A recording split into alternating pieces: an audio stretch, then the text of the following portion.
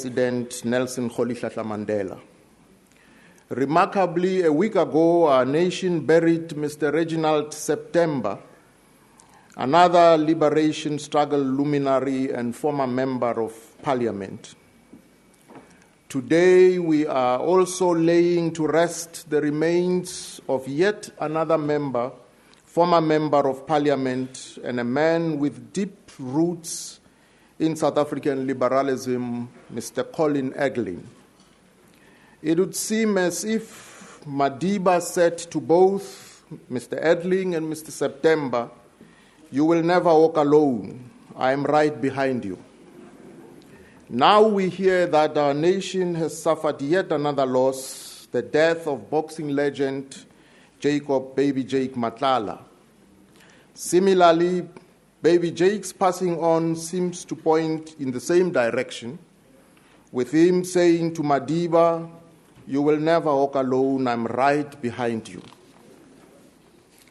I would rather view the deaths of all these South African giants in a positive light, not because this is the best way to lessen the effects of mortality, but because the four have made emphatic contribution to our nation that has left us the richer for it.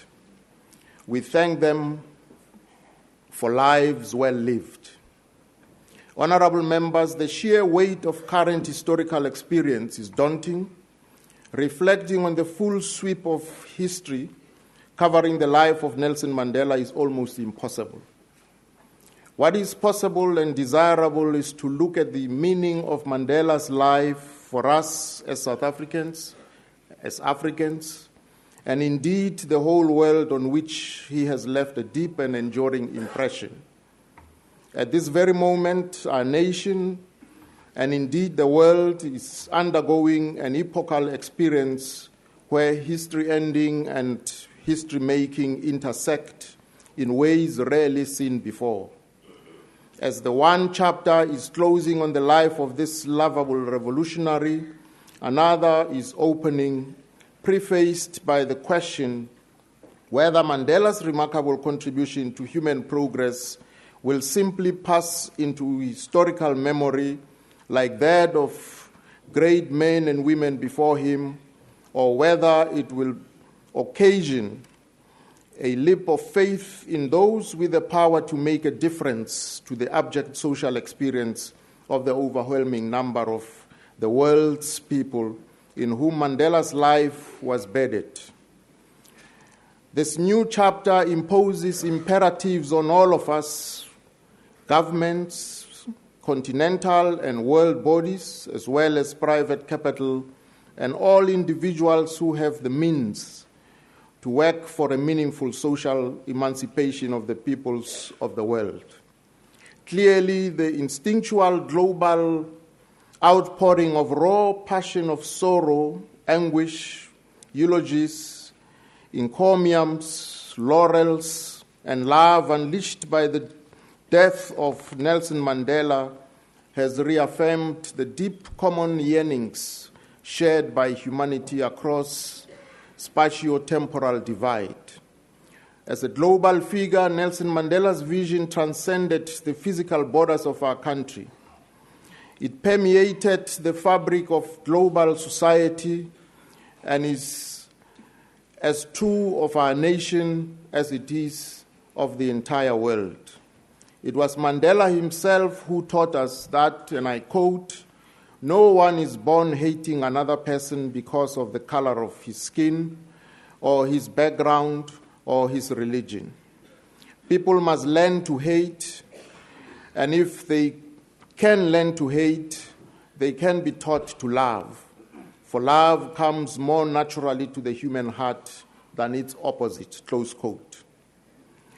This transcendent universality unfolding at this point in history resonates with the poignant contention of yet another great freedom fighter and one of the inspiring figures of the 20th century, Dr. Martin Luther King Jr., who reminded us, and I quote, "Our loyalties must transcend our race, our tribe, our class, and our nation.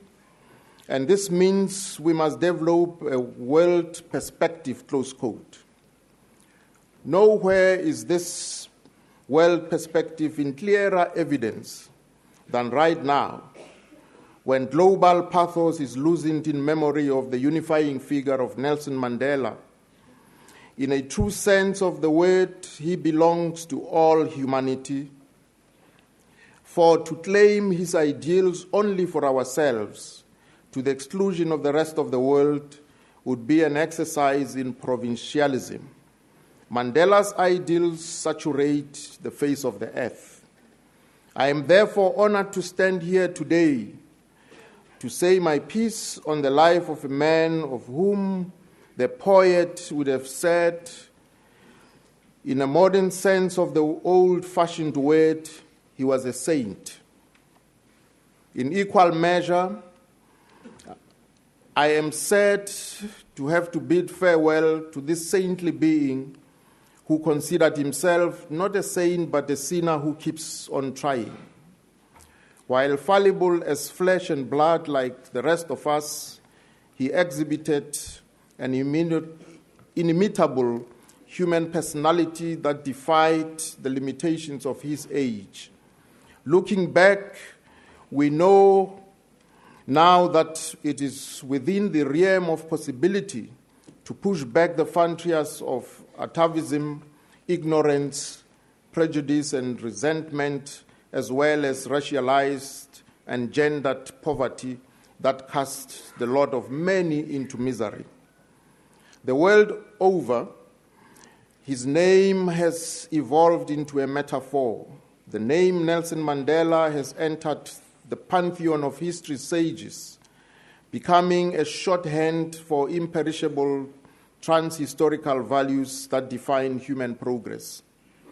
This would explain why people of all backgrounds, nationalities, gender, age, regions of the world have suddenly succumbed to a sweeping feeling of sorrow that comes with the loss of a life that enriched the human experience.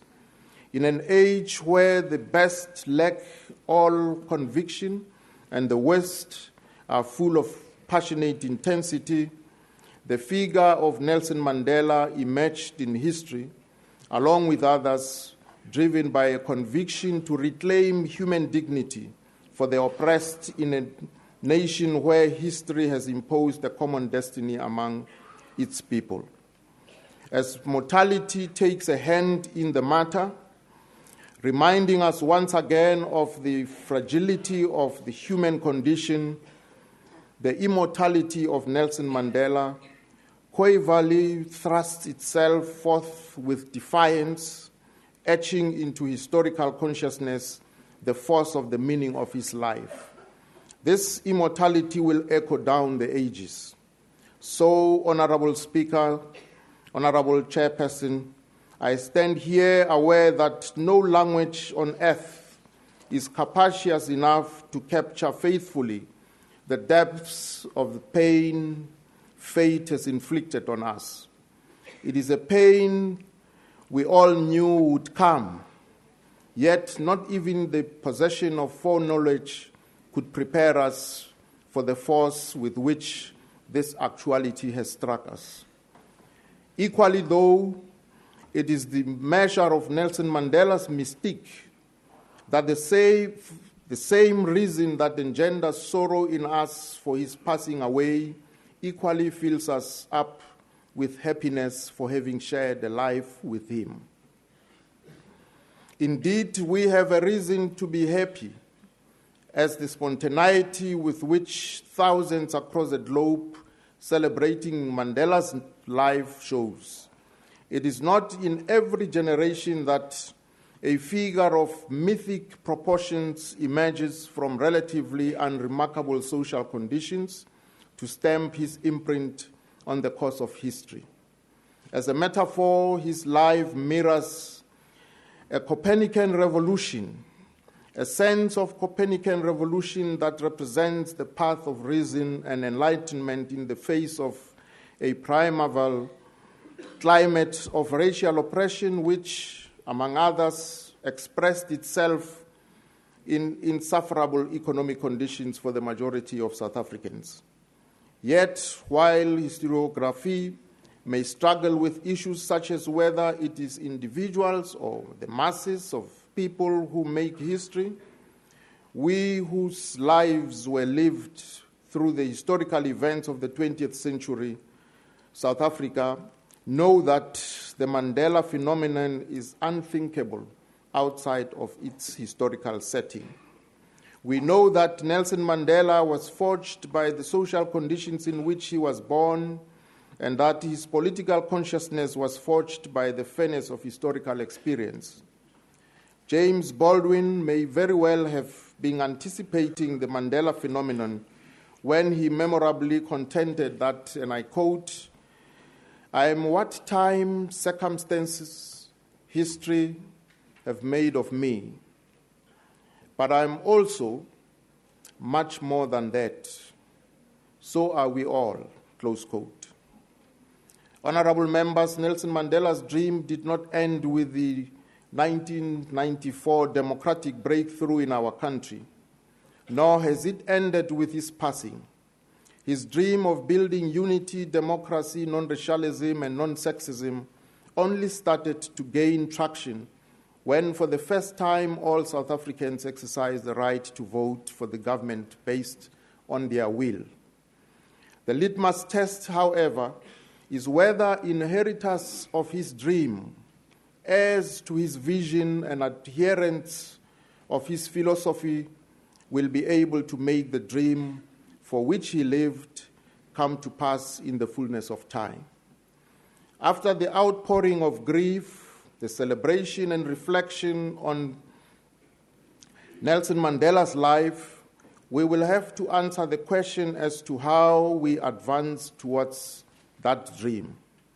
If we succeed in bringing his dream to fruition as we should, that will inspire the rest of the world along the same path. A legitimate expectation that the world has of us is that if we can produce a Nelson Mandela, we can bring about a progressive historical period where all the ills of the past recede into distant memory. In consequence, it is the obligation of all South Africans aspiring to lead society to ensure that on their watch, the Mandela experience does not fizzle out into an episode without consequence or a flash in the pan, but rather becomes a turning point in how the world advances social change. Ultimately, as we move forward to the future, the most enduring monument we can build to his memory is to strive for unity and human solidarity, to conquer the hidebound thought systems such as racism and sexism, to eradicate social inequalities, educate the masses, make health accessible to all, and uphold a human rights culture. For us in South Africa, the challenge looms even larger when one considers the inevitable possibility that posterity will always look at us in the light of the Mandela experience.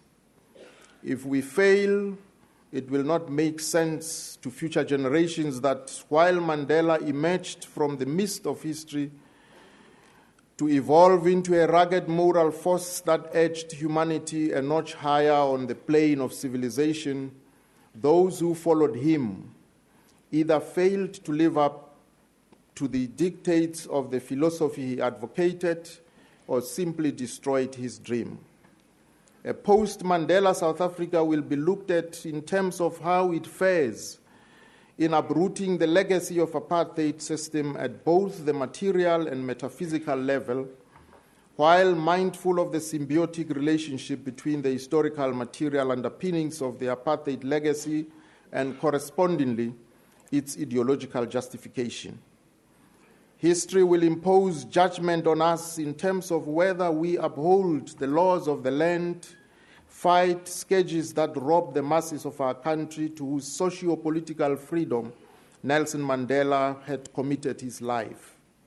This means showing intolerance to pathological conditions such as theft of public resources through corruption, abuse of political power, and a host of other underhand means that rob everyday people of the meaning of freedom.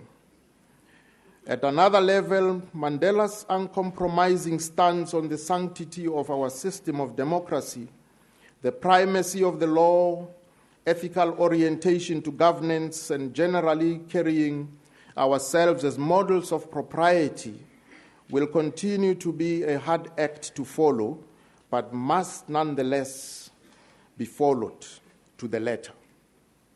There can only be two ways about moving our nation forward: a nation that adheres to the dictates of conscience, the dictates that put human beings at the center of existence, or the regressive form of existence in which all that came before dissolves into nothingness.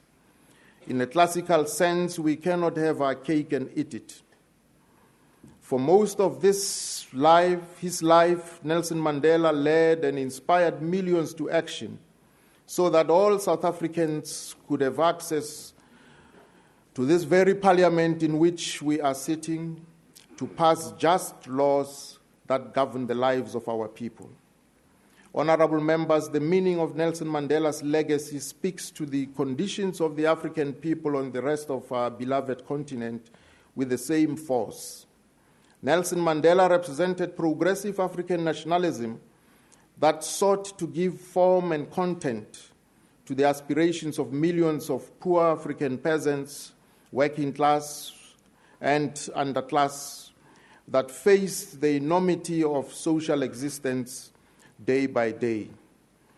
The brand of African nationalism he represented sought to reclaim the African center, to thrust the African to the pedestal of progress through self-reliance, through observing the principles that underpin modernity, and through setting about harvesting such principles for African progress. The task that faces our continent is to let ordinary Africans lead the historical process to define their destiny in social conditions ideal for progress. It should revolt the rest of our continent and offend our sense of common decency when the disproportionate number of humanity trapped in ignorance, poverty, squalor, and beggarly conditions and occupying ontologically precarious state remain African across generations. At the center of Mandela consciousness is the African claim to historical agency, a subjective will to recast social existence in terms that affirm our own development as a people with a great potential to contribute to the march of progress. If we as Africans across the length and breadth of our continent are inspired by Nelson Mandela's life at all, it means a conscious and continued effort to entrench ideals of democracy in the African soil so that democratic experience becomes second nature to the African mind. There is enough under the soil and on the soil of our continent to provide for the needs of all Africans. All it takes to build a monument to the Mandela experience is to prevent African children from sinking into the depths of hopelessness by empowering them with freedom, a culture of human rights, education, access to health, and space for their creative prowess to take full flight. Honorable members, I would argue that the same level of Mandela consciousness needs to infuse the global thought systems. I would argue that at this level, upholding Nelson Mandela's legacy should shake up those charged with the responsibility to assist with bettering life in the developing world. After scores of conferences over many years by august bodies of governance on the global level, we have to ask the question, why many across the globe continue to wallow in conditions of immiseration? After multinational companies have made stupendous profits from their commercial efforts on the African continent, a legitimate question arises as to why Africans remain sweated labor, pedestrians on matters of global commerce, and frozen outside the global business mainstream, when their continent bears countless minerals beneath its soil. This may be the moment to rethink our ways as well as the nature of the challenges we face.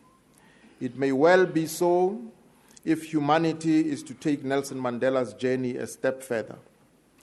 To consider Mandela's legacy on the global stage is to confront askew global power relations, the insidious insincerity that has numbed the sense of many men and women who command the type of power that can banish poverty from the midst of human life.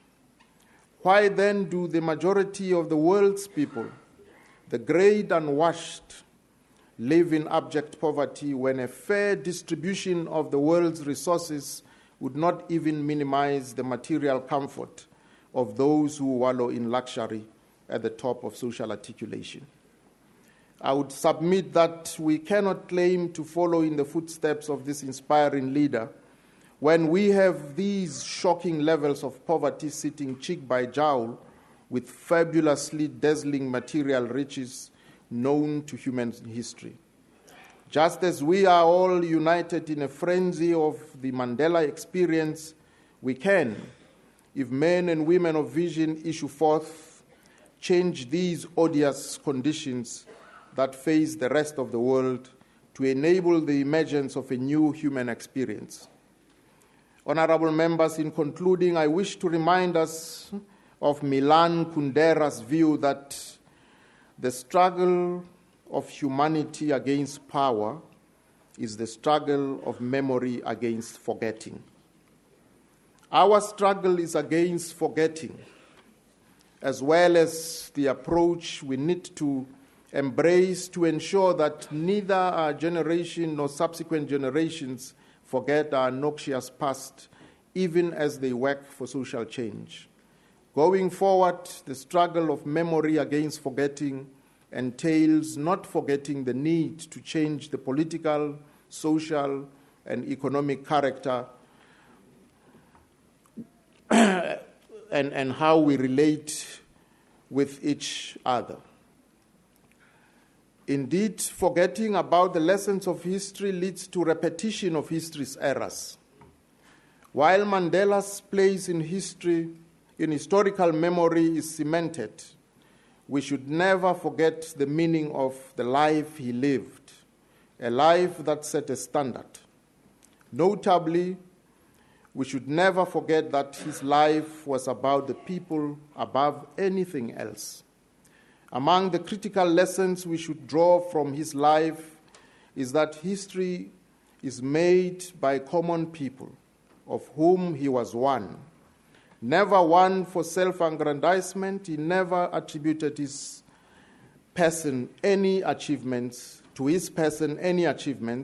despite the catalytic role he always played. Another distinguished South African, Peter Abrahams, captured Nelson Mandela's life with uncanny precision when he contended that, and I quote, "You can't walk alone. Many have given the illusion, but none have really walked alone. Man is not made that way. Each man is bedded in his people, their history, their culture, and their values," close quote. Honorable Speaker, let me also express a word of gratitude to the Mandela family for having shared Nelson Mandela with South Africa, with Africa, and the rest of the world. We thank you for bearing the brunt of history with such fortitude, letting go of a loving husband, a doting father, a grandfather, and an uncle, which in turn negatively affected your family in ways irrevocable. For all this, we thank you. I thank you for, Honorable Speaker, I want to thank you for this honor to address the joint sitting of Parliament to pay tribute to a human being that represented all that is lovely in human existence. Hamba kahle Madiba, hamba kahle Dalibunga, goha lomzi wakamtikhakha, delukufa lwaka ngube. It has been a life and such a life, and I thank you for your attention.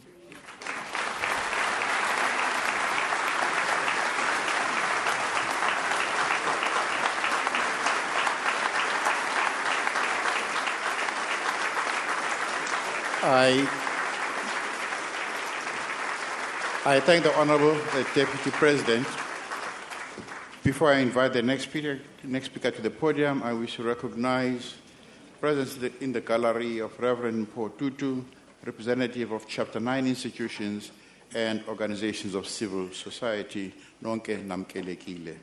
And I wish to invite the Honourable, the Premier of the Western Cape, to the podium.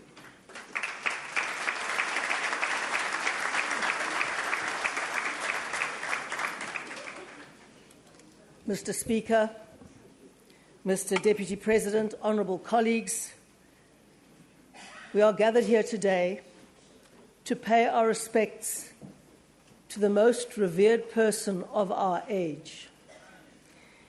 We are humbled and proud that, like him, we can call ourselves South African. Today, our thoughts and prayers are with Madiba's immediate family here in the gallery with us today, and with his entire South African family, and with a global community that seeks to uphold the values he embodied. His death has united the world in grief, but it has also united us in hope. He showed us that service and sacrifice do indeed leave the world a better place, that human beings can leave the world a better place. More has been written about Madiba than of any other person this century, so what is there to add? The Honourable Deputy President spoke about our pain, and we all feel that pain. And it is truly remarkable to see that pain reverberating around the world like no other event could have, joining all of us together in experiencing it. But time will heal our pain. What must remain, and indeed what must grow within us, is a sense of the enormous responsibility we have inherited to continue his work. He has handed the baton to us, and we dare not drop it. I found the best summary of our responsibility in the words of Mrs. Coretta Scott King, the widow of Martin Luther King Jr., who, like Madiba, became a global icon in the same cause. Mrs. King said, "The struggle for freedom is never finally won. You earn it and you win it in every generation." Now, we know that if anybody earned freedom, it was Nelson Mandela, and indeed he earned it for all of us. But I was particularly struck by the word earn in that sentence, because we want to believe that freedom is a right. But in an era full of demands, it is helpful to hear the word earn again. And it reminds us to ask ourselves, how do we earn our freedom now? Madiba's most famous phrase was, "It's a long walk to freedom," which is also the title of his autobiography, which I think many of us have returned to in the last few days. The long walk to freedom is not yet done. The destination is not yet reached. It never is. Ahead of us still lies a long walk to the kind of freedom that each South African can use to improve their lives. Freedom you can use is freedom fulfilled. Today we must face the fact in this House that millions of South Africans have formal freedoms but still cannot use them to improve their lives because they lack the education, the security, the health, and the means to do so.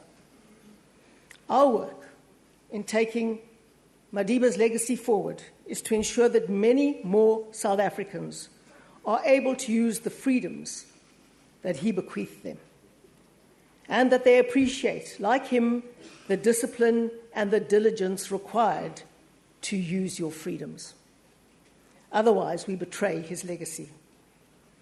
Of the millions of words written and spoken about Madiba in the last few days, there are none more famous than the words he spoke from the dock during his treason trial. And we know them well. I have fought against white domination, and I have fought against black domination. I have cherished the ideal of a democratic and free society in which all persons will live together in harmony and with equal opportunities. It is an ideal which I hope to live for and see realized. But if needs be, it is an ideal for which I am prepared to die. However profound and well-known that passage is, it is also important to dig a bit deeper. Just a few short sentences above those words in his most famous speech are these: political division based on color is entirely artificial. And when it disappears, so will the domination of one color group by another. The ANC has spent half a century fighting against racialism.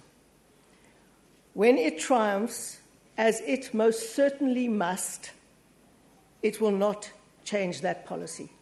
Profound words indeed. The best tribute we can pay Madiba now is to ensure that our political debate focuses on issues of how best we can ensure that each South African child, whatever the circumstances of their birth, inherits freedom they can use. Let his death open that new chapter. Lalangoxolo tata. Asoze sikulibale.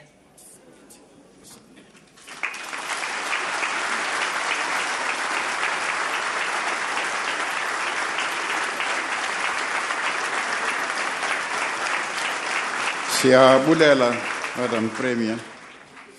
The next speaker, my list, is the Honourable the Premier of the Northwest.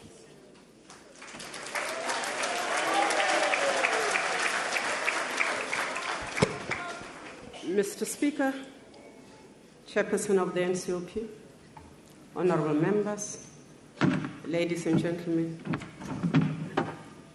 my respect to the Mandela and Sisulu families. Nelson Mandela, our father, the Commander-in-Chief of Umkhonto weSizwe, the Volunteer-in-Chief, the first democratic president of South Africa, Saparangwe, the icon of the world, has gone to join his ancestors. Mr. Speaker, different constituencies in the Northwest have sent different messages. One which went to my heart was this one. Die groot Madiba slap. Ons is hartseer en bekommerd. Maar ons gaan hom sy rus. Ons hoop julle, die ANC, sal op sy spore bly om ons land veilig vir almal te hou. Mr. Speaker, the public servants of the Northwest also woke up on Friday morning and decided they were not going to work. They dared me to fire them. They said they were taking the day to honor the men who had made it possible for them to have their names and their jobs and their dignity. And of course, we could never fire them for honoring the man they called their father.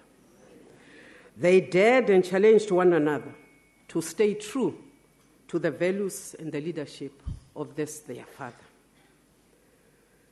The mood in the Northwest, Mr. Speaker, is sad. It is not hopeless. We are not lost.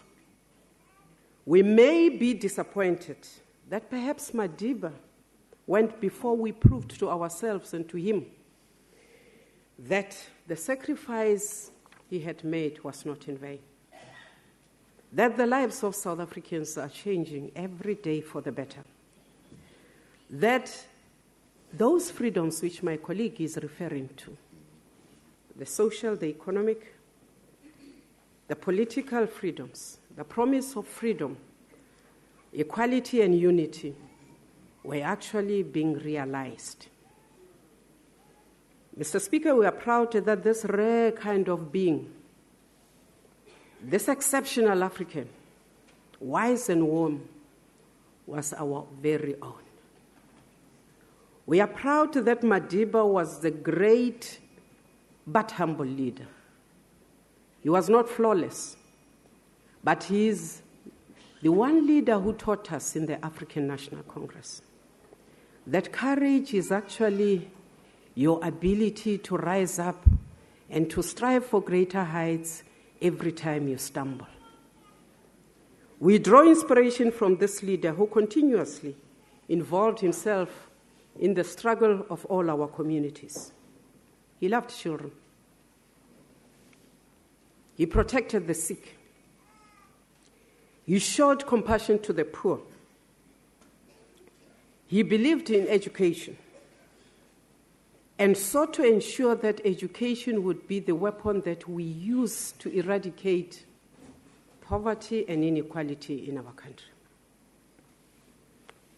He knew that without eradication of inequality and poverty, democracy would be a figment.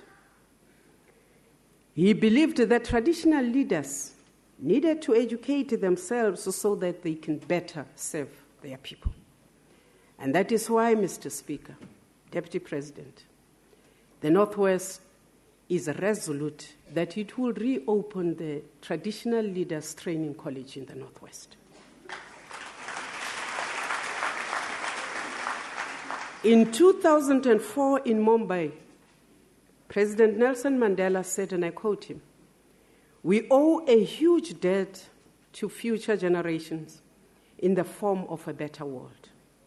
It has to be a better world, one where the rights of every individual are respected, one that builds our aspirations for a good life, and one that enables every individual to optimally develop their potential." He was committed to equality and democracy. Despite repeated provocation, sometimes in this very house, he resisted answering racism with racism. He resisted answering hatred with hatred. And he taught us the very simple things. He taught us to respect time. He taught us to walk and to talk straight. He taught us to be good listeners. He remembers all of us, our little burdens, and no problem you had ever told to Madiba was ever too petty for him to remember and to try and help you resolve. He dedicated his legal practice to fighting injustice and apartheid, placing himself at the disposal of the poor and the helpless. Despite the 27 years of deprivation, he came out to lead the effort to build a united country. His resilience, his integrity during the difficult years in prison and through the negotiations process inspired us as the oppressed poor, the world throughout, to strive for unity, to strive for peace, to fight for our identities, and to fight to retain our cultures. Indeed, Mr. Speaker, Nelson left this world a better place. Perhaps our sadness stems from our uncertainty about our ability to emulate his confidence, his humility, his honesty, his determination, his strength, and his vision. We must honor this extraordinary being, the sage of our age, whose life represents the triumph of the human will, justice, equality, and progress. The big question is, are we ready as individuals and as a nation to follow in his footsteps?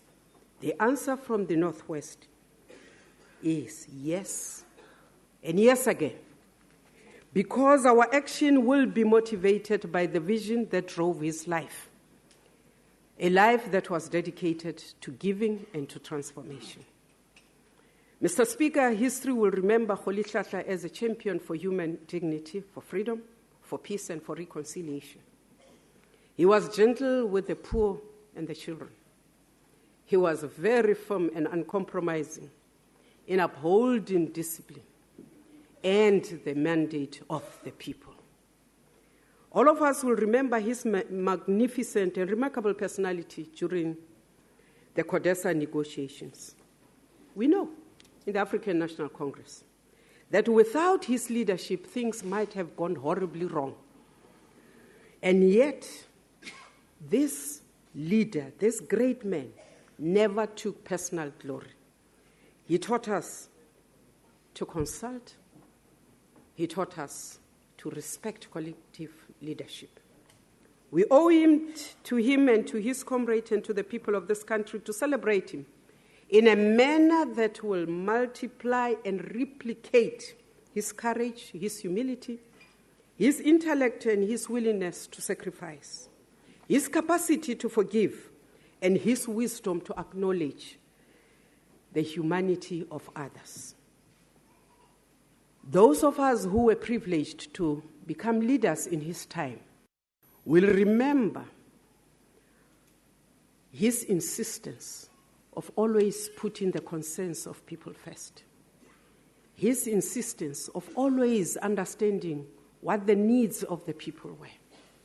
Those of us who are women within this house will remember and look through and say, indeed, it was Tambo, it was Walter Sisulu, it was Mandela's legacy that, first of all, we got the 30% quota, and secondly, that the benches of this house, for the first time, got numbers of women in, which have been increasing and increasing.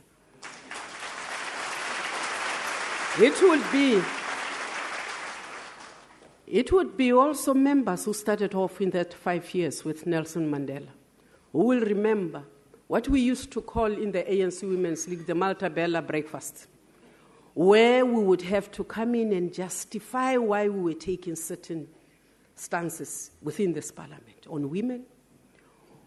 It will be remembered by the likes of Comrade Tony, Comrade Lindiwe Sisulu, again the Malta Bella breakfast, on decisions and positions we adopted as we were negotiating around issues of security in this country. It will be those who served with us in the Sports and Recreation Committee who will remember how we had to fight to keep the positions. And in the end, we would only win if you could convince Madiba that it wasn't your personal like, that it wasn't for you, that whatever position you adopted and policy you advocated for was for the greater good of other people. We want to say thank you to this father of the nation. We want to rededicate ourselves in his name, that making ours a country that is decent, that is caring, that will always uphold the law, that will walk in the footsteps of Nelson Mandela, is non-negotiable. We want to salute the Commander-in-Chief. We want to salute the prisoner. We want to salute the boxer and the sportsman. But importantly, we want to salute the father of nations in South Africa and across the world. Ra leboga Madiba.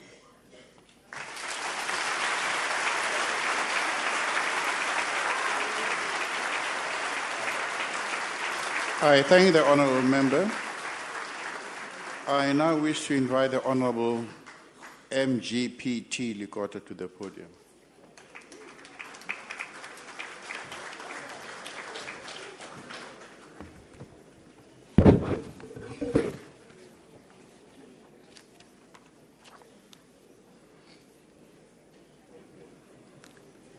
Ntate motsamaiso wa mosebetsi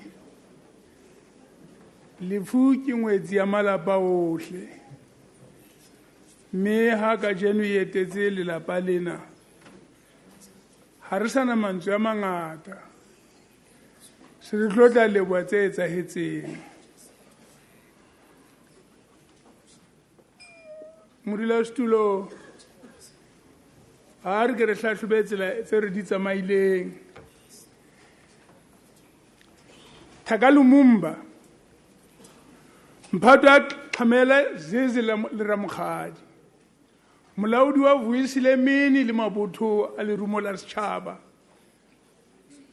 o re siile ka je o se a robetse le yang kutlwana mohlankana ke le etsang mohlolo ya ra khutla komeng a betlilwe a baleha ntho monate a thobela lenyalo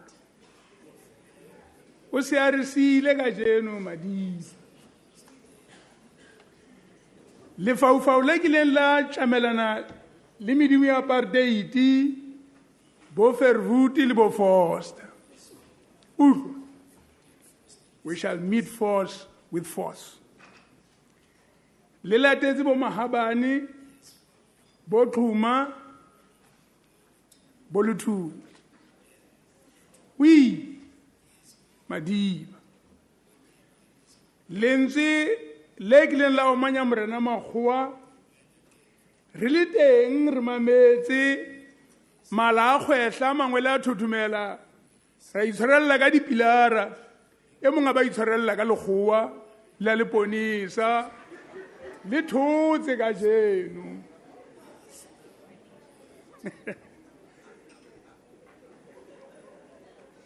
ma South Africa principal e kgolo ya sehlekehleke Robben Island teacher ya tshwete le moseneke e se kwetse sekolo seo e tshiletse mose o Jordan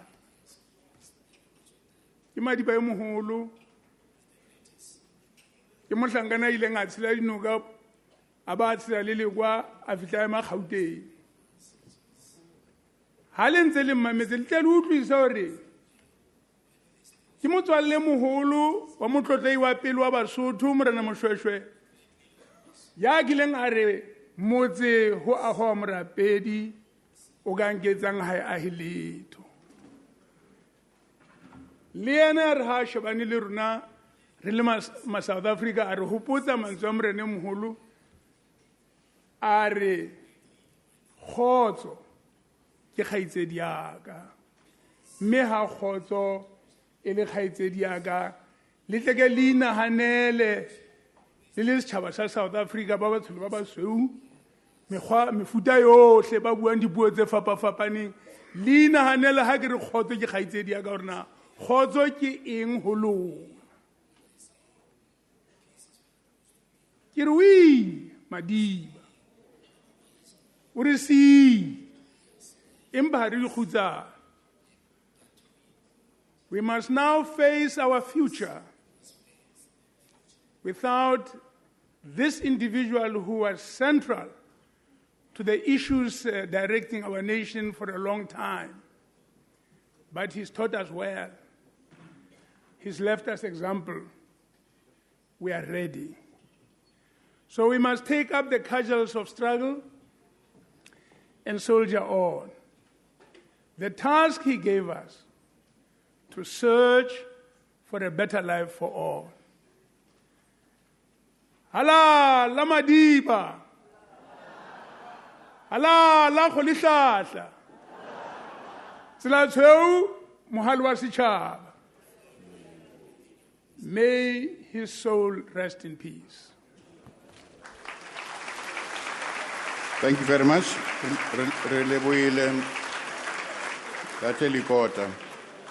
I now wish to invite the Honorable Buthelezi to the podium. Shenge, you have the floor, sir.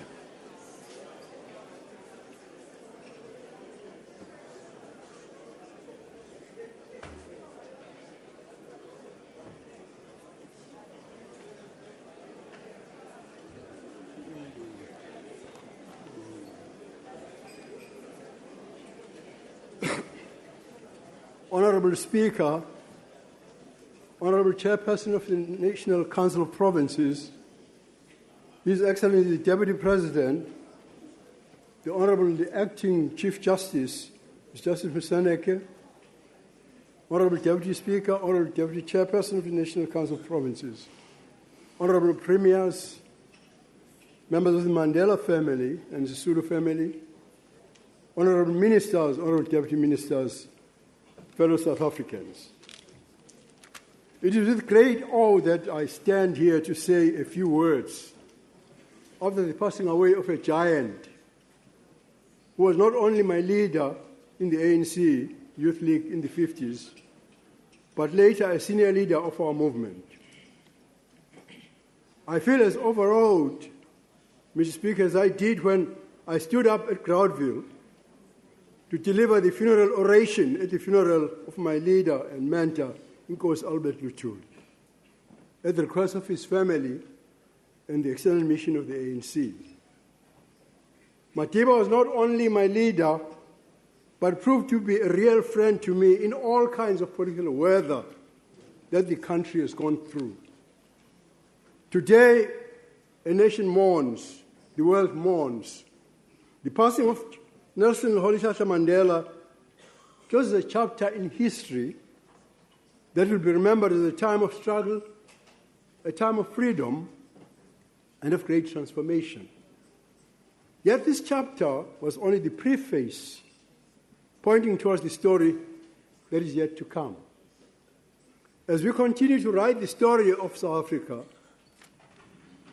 let us be inspired by Mandela's legacy. Let us remember his passion for reconciliation, his capacity for forgiveness, and his bold leadership. Let us also remember his honesty, which is what I want to talk about in my few minutes. Mr. Mandela's old-style honesty was a value that my generation admired. I respected him for an admission he made in April 2002. He said, and I quote him verbatim, "We have used every ammunition to destroy Buthelezi, and we have failed. He is still there. He is a formidable survivor. We cannot ignore him," unquote. That admission, fellow South Africans, made many in the organization quite unhappy. But that was the kind of brutal frankness that positioned Mandela as a leader among his peers. Even as a head of state, his honesty drove him to make admissions that few others at the helm of a country dare to make. On the 1st of June, standing on this podium, 1995, President Mandela spoke in this assembly about the Shell House massacre of the 28th March 1994, in which 8 civilians died when security at the ANC headquarters opened fire. In total, 60 lives were lost and 300 were injured. A year later, standing on this podium, in this assembly, Mr. Mandela said, and I quote him verbatim, according to the Hansard, he said, "I gave instructions to our security that if they attack the house, please, you must protect that house, even if you have to kill people," unquote. This admission that he himself had given that order distressed Mandela's comrades. And I can hear the murmurs which I expected. But 6 days later, he stood again in the National Assembly on this podium and reminded all of us, and I'm quoting verbatim, he said, for reconciliation to have real meaning, the truth should be brought to light, unquote. As painful as it was for me to hear my president's honesty about Shell House enhanced my admiration at the same time for him, because he was a man of truth. Because some people regard lying as a trademark of us politicians. But he was not a petty politician like the rest of us. He was a great statesman. And I know that many still carry the wound of Shell House and the multitude of wounds inflicted by the People's War.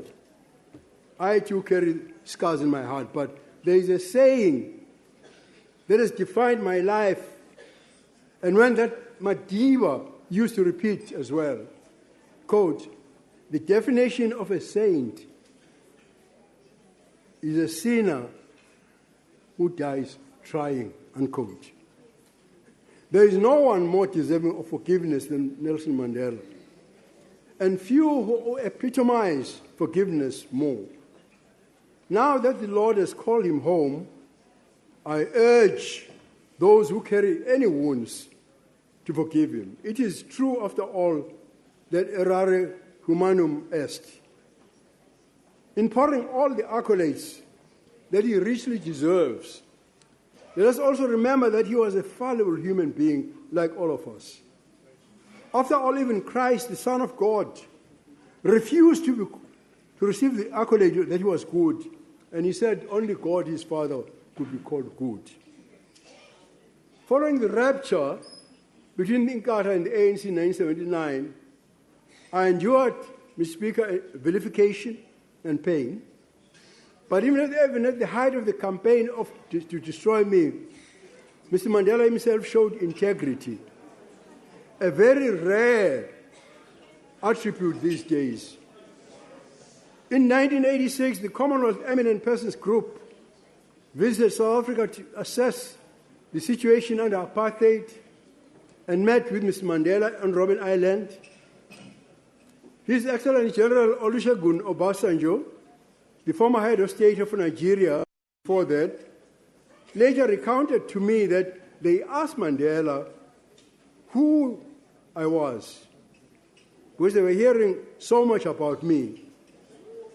Mandela answered, quote, Buthelezi is a freedom fighter in his own right.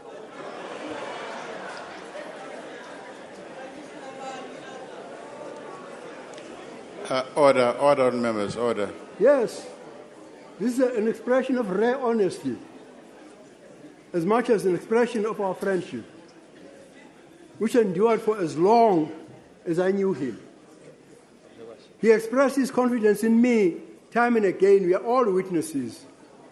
As we served in a democratic government under him, appointing me as acting president.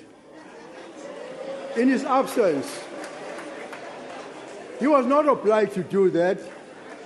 And that's why there are murmurings even now.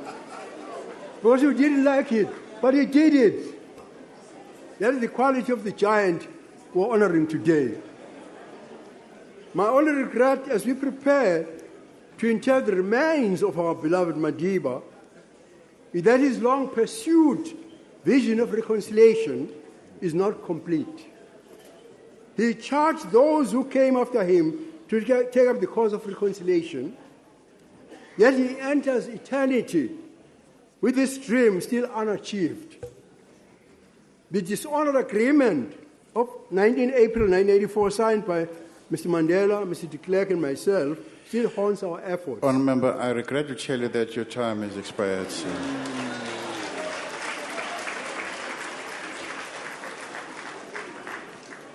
Sir, can I ask a favor? Can all the men stand up?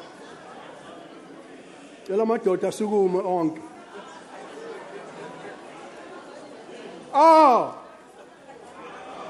Dalipunga! I thank the Honourable. I now wish to invite the Honourable J.J. Maglua to the podium. Order, members, order.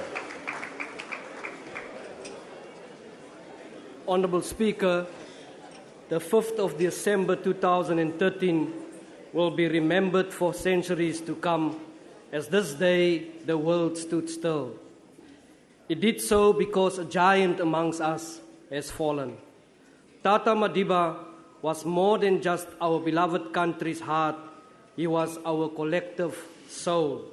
For each and every one of us, he provided the hope that tomorrow will be better. And for each and every one of us, he was our beacon, a guiding light towards the good and just. He bound us together in all our diversity. He helped soothe the pain that so many of us suffered for centuries before him. For this, I will always be grateful. Thank you, Tata Madiba. Mr. Speaker, my daughter Agatha was born on 14 April 1994. She was only 13 days old on the day South Africa held its first democratic elections. She will be voting next year for the first time of her life. When comforting her, after paying her last respect for Madiba at the place of tribute, she wrote, "He did not even know us, but he worked to set us free. To an amazing man who set this world right, rest in peace, Nelson Mandela." As a father and as a public representative, I ask myself, what will I do to forward this legacy? The answer is in everything. Tata did it for us.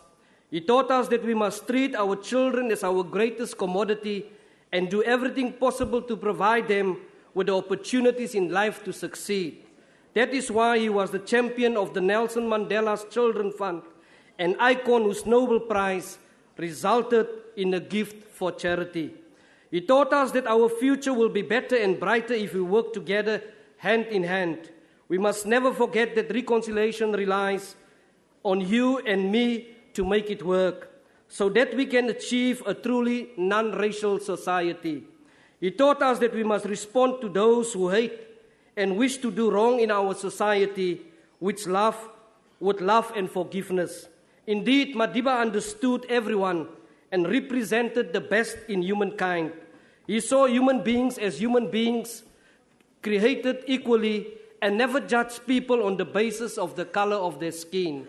And despite all the fame and worldwide respect, power never made Madiba corrupt. Instead, after just one term, he stepped down as president.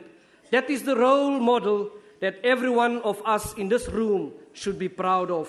While it is true that he is no longer with us today, his legacy lives on. And it's up to every South African to protect it, foster it, and make sure that every South African is able to experience the fruits of its efforts. Fellow members, let us celebrate his life and honor his global legacy in everything we do, everything we say. Every day should be a Madiba Day. I would like to end with my favorite quote from Tata as a reminder to every member in this House and every South African watching on TV today, that our work is not done and that we must now ensure we realize the vision that Mandela provided to us.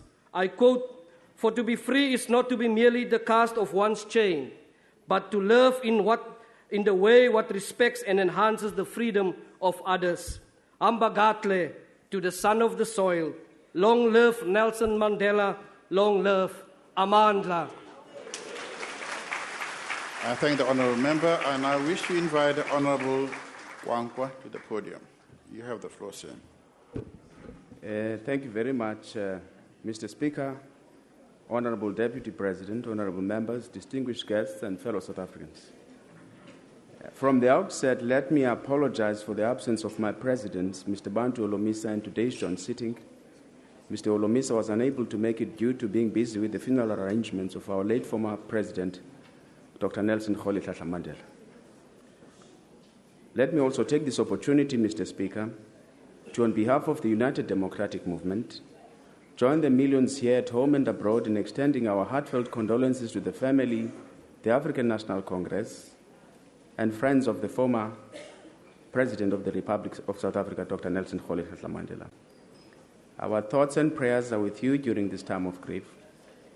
In fact, words seem inadequate to express how sorry we are for your loss.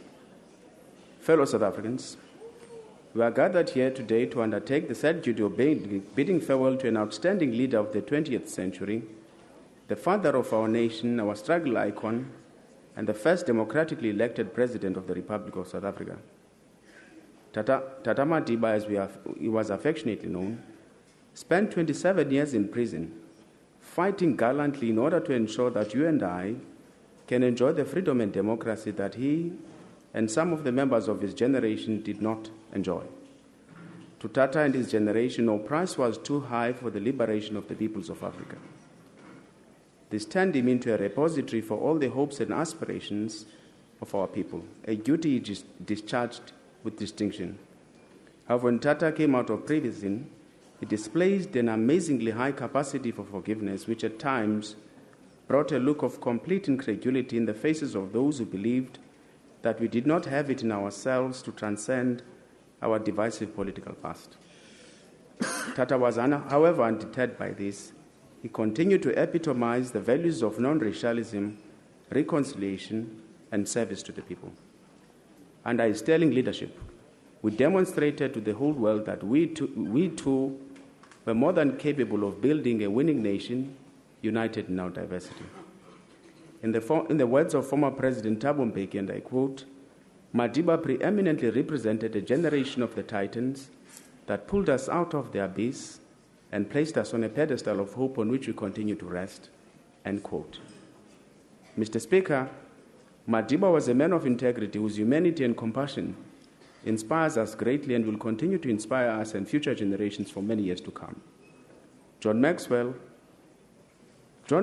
apt description of integrity in his book, The Four Pillars of Leadership, captures the essence of the values that Tata Madiba espoused during his lifetime when he says, and I quote, he says, integrity commits itself to character over personal gain, to people over things, to service over power, to principle over convenience, to the long view over the immediate.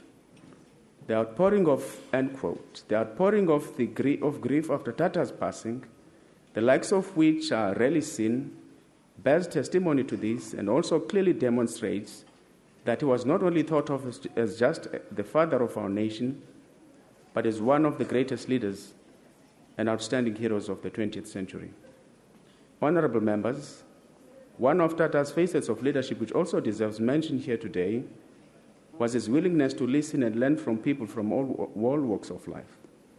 Growing up in the deep rural parts of the Eastern Cape during Tata's term and watching him in action, I was always inspired by his ability to listen to opposing views and his courage to admit when he was wrong. We should learn from these important values of tolerance and humility, as they will help us in our efforts to revive his and Bishop Tutu's vision of building a rainbow nation. Fellow South Africans, the passing of Tata, sad as it is, provides us yet another opportunity to reflect on the progress made and the distance we have come. It should remind us that our hard-won liberty is built on a contrasting tale of men at their most evil and most heroic. And well, like everything else in life, the good emerge victorious over the bad. This is one victory that we must never betray or squander. In this regard, the best present we can give to Tata Madiba is to preserve his legacy by espousing his values and ensuring that the torch of freedom and democracy for which he fought courageously continues to burn. In his eloquent words, we should ensure that, and I quote, the sun never sets on so glorious a human achievement. Lalangokolo yemiem, olom sila, so picho, vela bembenzele, madibindonga, ugatsolwa kulfezile, dalbonga. Tabule. I thank the honourable member. I now wish to invite the Deputy Minister of Agriculture, Forestry and Fisheries from the FF Plus to the podium. You have the floor, sir.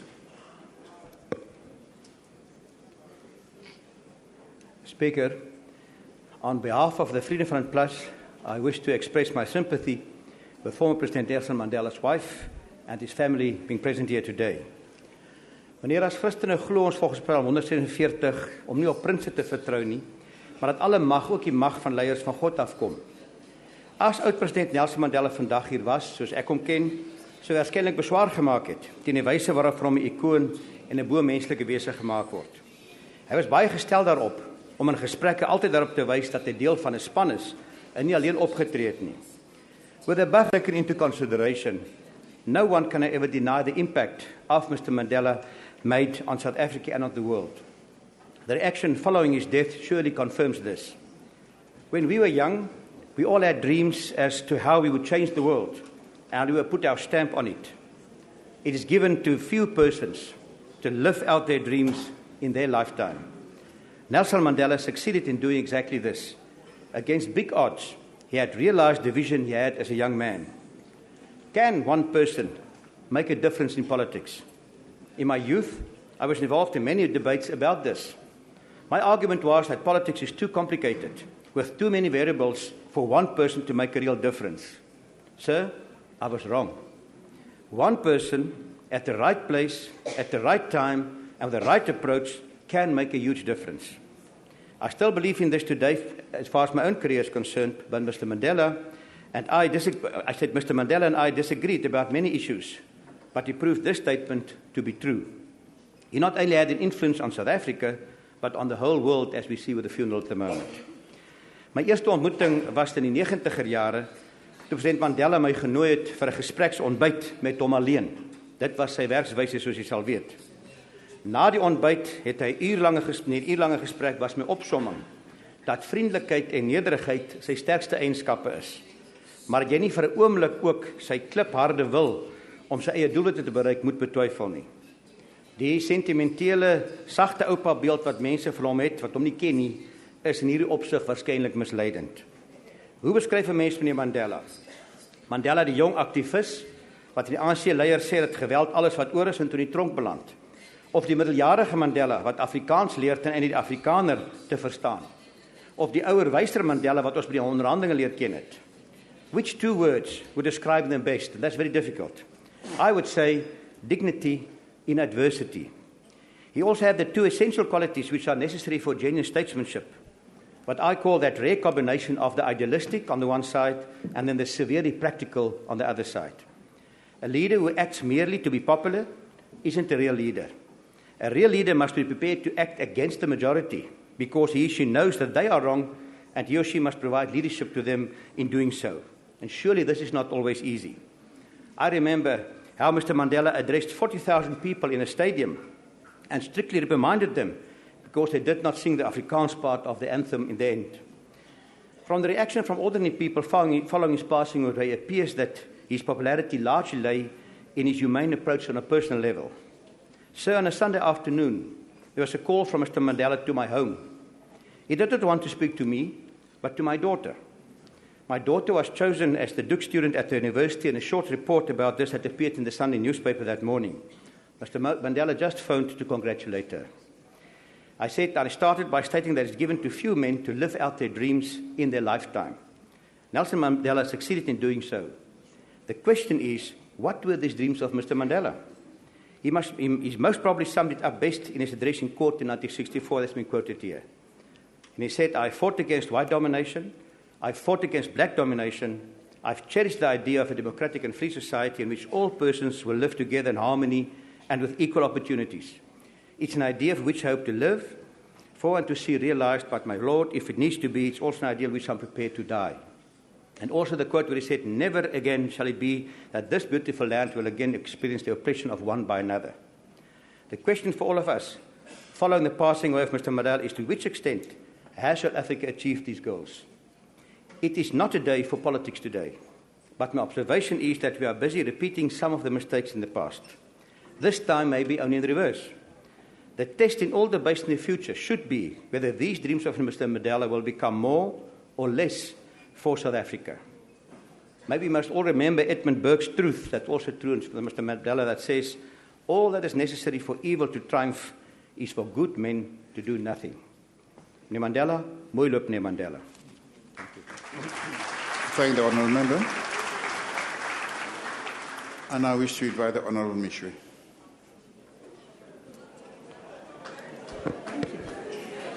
Honourable Speaker, Honourable Deputy President. All members, order. I know you are all happy to see Reverend Mishwe back in Parliament. But please listen to him. Thank you. Proceed, honorable member. The Mandela and Sisulu families and honorable members and esteemed guests.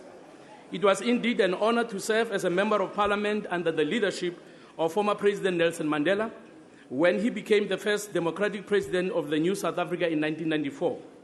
I concur with all the wonderful tributes and accolades that were given to him this afternoon. But I want to focus on some of his ideals and values. I hope and pray that South Africans, particularly political leaders, will not lose sight of. What stands out the most to me of those values was the capacity that he had to forgive. After he was released from prison with other political prisoners, many expected revenge, confrontation, and in some areas, a bloodbath. Because he was a great leader, he chose to negotiate a peaceful settlement with his former oppressors. As progress was made, one of the most prominent leaders of both the ANC and SACP, Chris Hani, was assassinated. Fear and uncertainty filled the air. This great man, who had a vision for a peaceful, prosperous, and united nation, stepped forward and called for calm, while some of his comrades were questioning the sincerity and commitment of the former apartheid government to a peaceful settlement. Violent confrontation was averted because of the intervention of this great man we are honoring today. Speaker, I sincerely believe that the capacity that Tata Mandela had to forgive was given to him by God Almighty in answer to the prayers of his people who wanted to see a peaceful settlement in the country.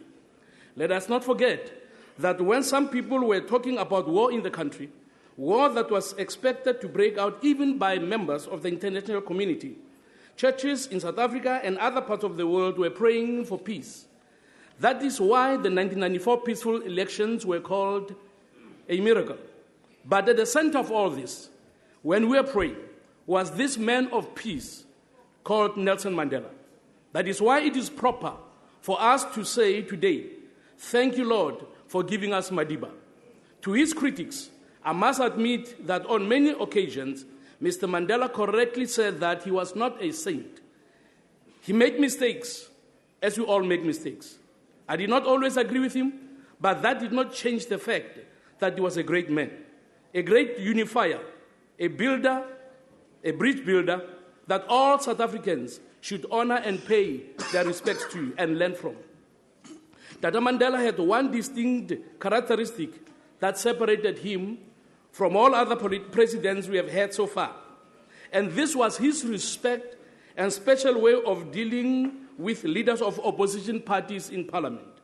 Whenever he hosted visiting heads of state and other important dignitaries, he would introduce us individually to his guests, mentioning us all each by name. On a number of occasions, he would call leaders of opposition parties in parliament to ask for their opinions. He would tell them, and he would tell us how much he valued our opinions and contributions.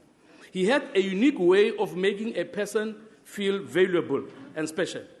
I will always appreciate his commitment to forgiveness, his compassion, his commitment to reconciliation, peace, and nation building. Many township people who did not like rugby because it was associated with an oppressive regime changed their attitudes the day they saw Madiba wearing the Springbok jersey on June 24th, 1995, when the Springboks played against the All Blacks. All Blacks coach Laurie Martins is reported to have said that, and I quote, "The entire stadium was electrified at the sight of South Africa's first black president, sporting a garment that was indelibly associated with the apartheid regime," close quote. Speaker, today many black people wear the Springbok jersey with pride because they saw their hero, Mr. Mandela, wearing it the day the Springboks became the 1995 rugby world champions. Mr. Mandela influenced us all in many ways. That is why it is befitting for all of us today to be grateful that we are blessed to have a leader of the stature of Mr. Mandela, who showed the world that it is possible to forgive regardless of how you were humiliated. It is possible to forgive regardless of how deep the pain is. It is possible to hold hands with your former oppressor and enemy, reconcile with him, and move forward in unity for the sake of the nation. The best way to honor his legacy as South Africans is to never lose these values that are even Bible-based: love, compassion, forgiveness, reconciliation, respect, unity, and nation building. He embraced them all. God bless, heal, and comfort the Mandela family. God bless South Africa. Thank you. I thank Reverend Misha. I now invite Honorable Mfundisi to the podium.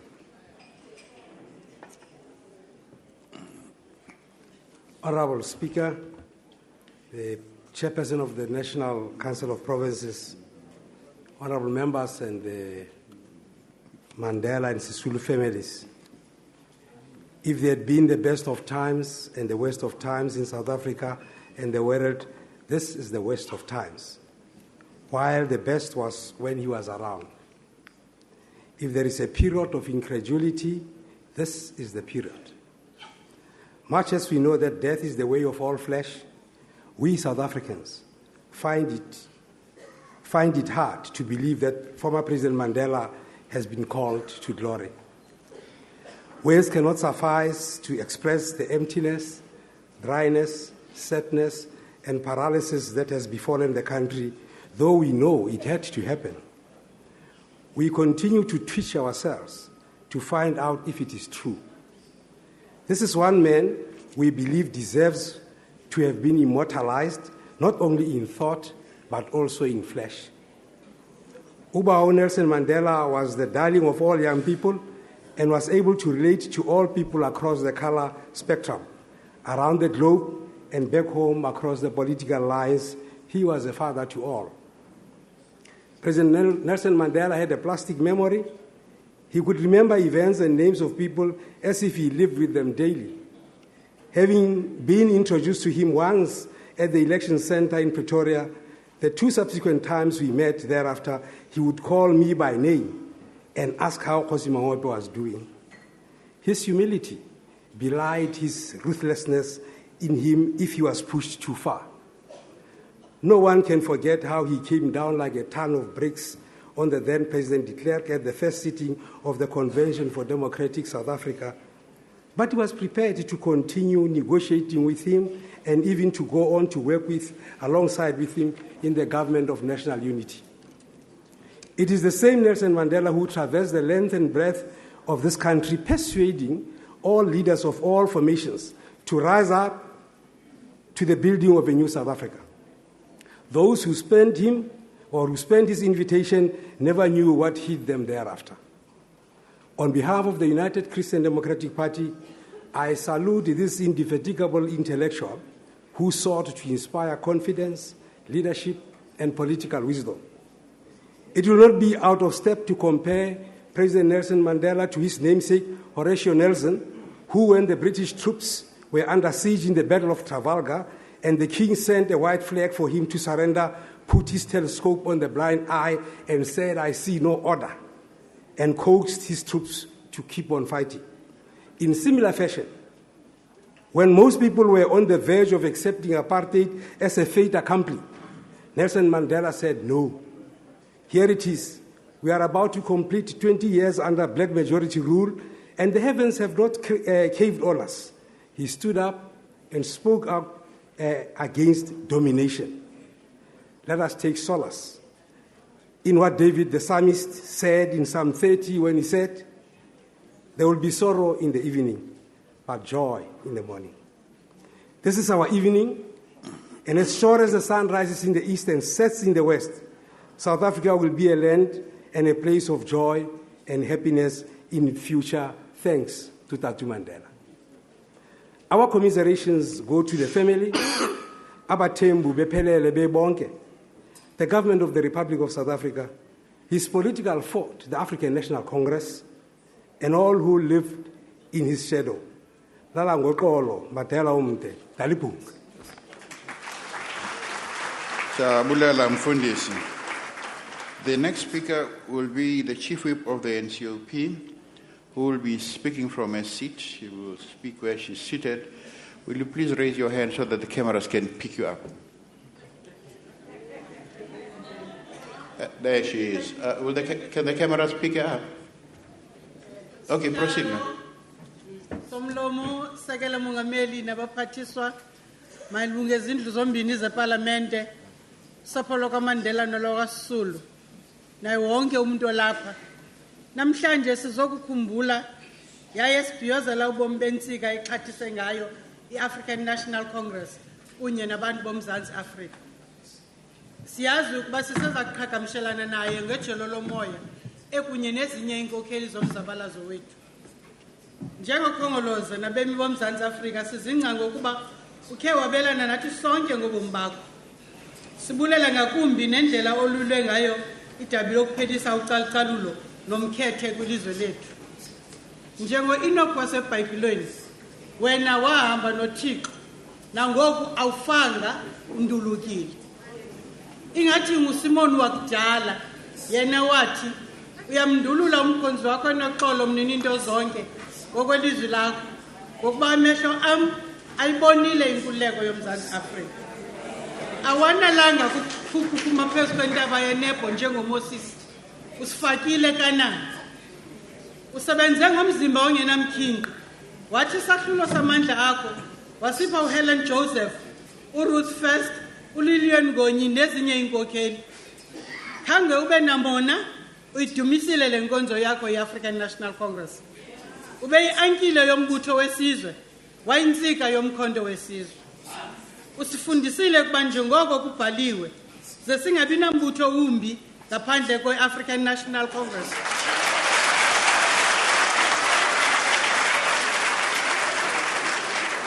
Yona yasikhupha ematyotyombeni, yasifaka ezindlini.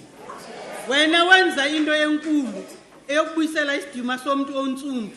Wathi abo bebephelelwe sisidima, ingakumbi abacinezeli bethu, wababuyisela futhi, wabafundisa ukuba singabantu sonke. So Picho, wena ubululanyelwe nenkohlakalo ye-Atlantic Ocean, nelanga laseDrakenstein alikutshisanga, imimoya yeKapa yakomeleza. Yiyo loo nto amakhosikazi elizwe lethu lihle kangaka athi phumla ngoxolo ukwenze konke. Abantwana bethu balufumana felefele unyango. Siyalingana kholu calucalulo ngokwasini. Imfundo iyafikeleleka kumntu wonke ngaphandle kocalucalulo.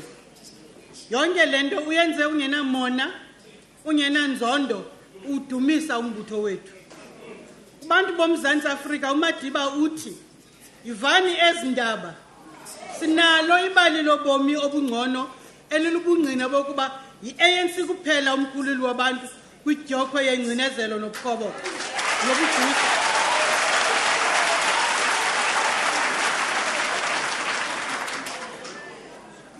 Yi-African National Congress kuphela futhi enika ithemba lokuba nawe usahluphekileyo le mini yeza nakuwe. Njengoko kwezinyanga zokugqibela ubuwedwa esiqovulelweni, mawakwamkele ngovuyo amaqabane akho, o-Oliver Tambo, Walter Sisulu, Joe Slovo, Albertina Sisulu, Lillian Goyi nabanye endingabakhankanyanga.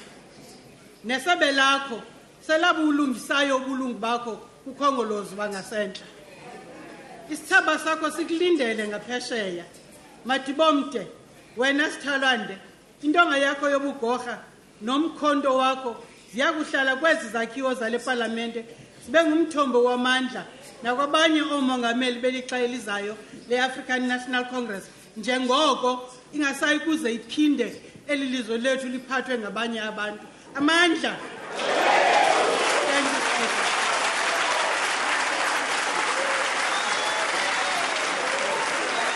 I thank the Honorable Chief Whip of the NCOP, and I invite the Honorable J.J. Gunda to the podium.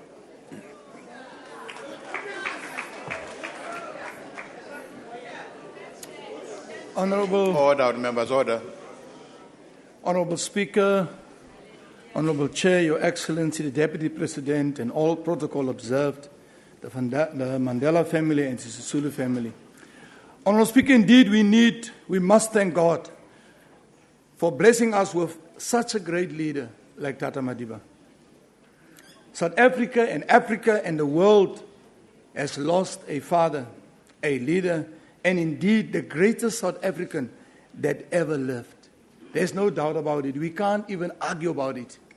He was the best South African that ever lived. Our deepest condolences to the Mandela family and sincere gratitude for sharing Madiba with us. He has left an indelible mark on all of us. Honorable Speaker, let me start this tribute with the words of the great man himself when he said, and I quote, "What counts in life is not the mere fact that we have lived. It is what difference we have made to the lives of others that will determine the significance of the life we lead." Close quote.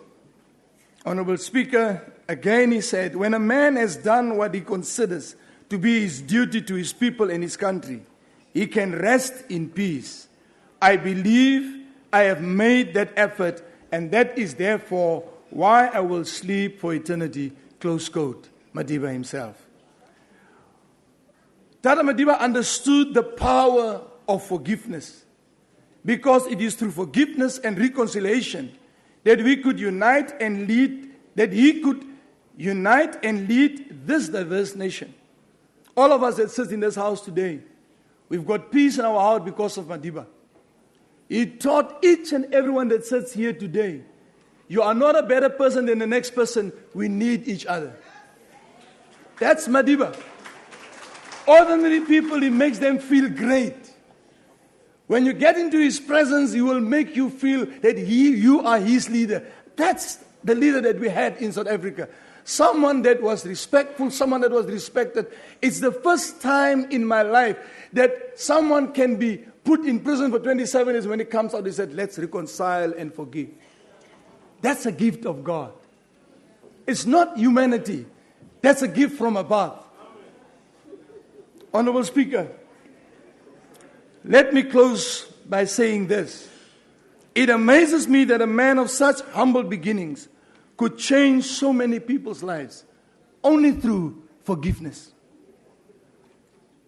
We will miss him surely, but we will remember you in our daily lives, because this nation owes you to strive for a better life for all South Africans, not certain South Africans, for all South Africans.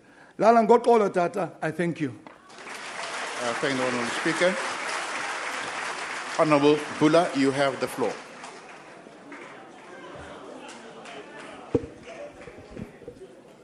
Mr. Speaker, Deputy President, and members of the Mandela and Sisulu family, there are many sorrows in life, and one of the greatest sorrows that South Africans and the international citizenry would not like to endure is the sorrow of Madiba's passing away.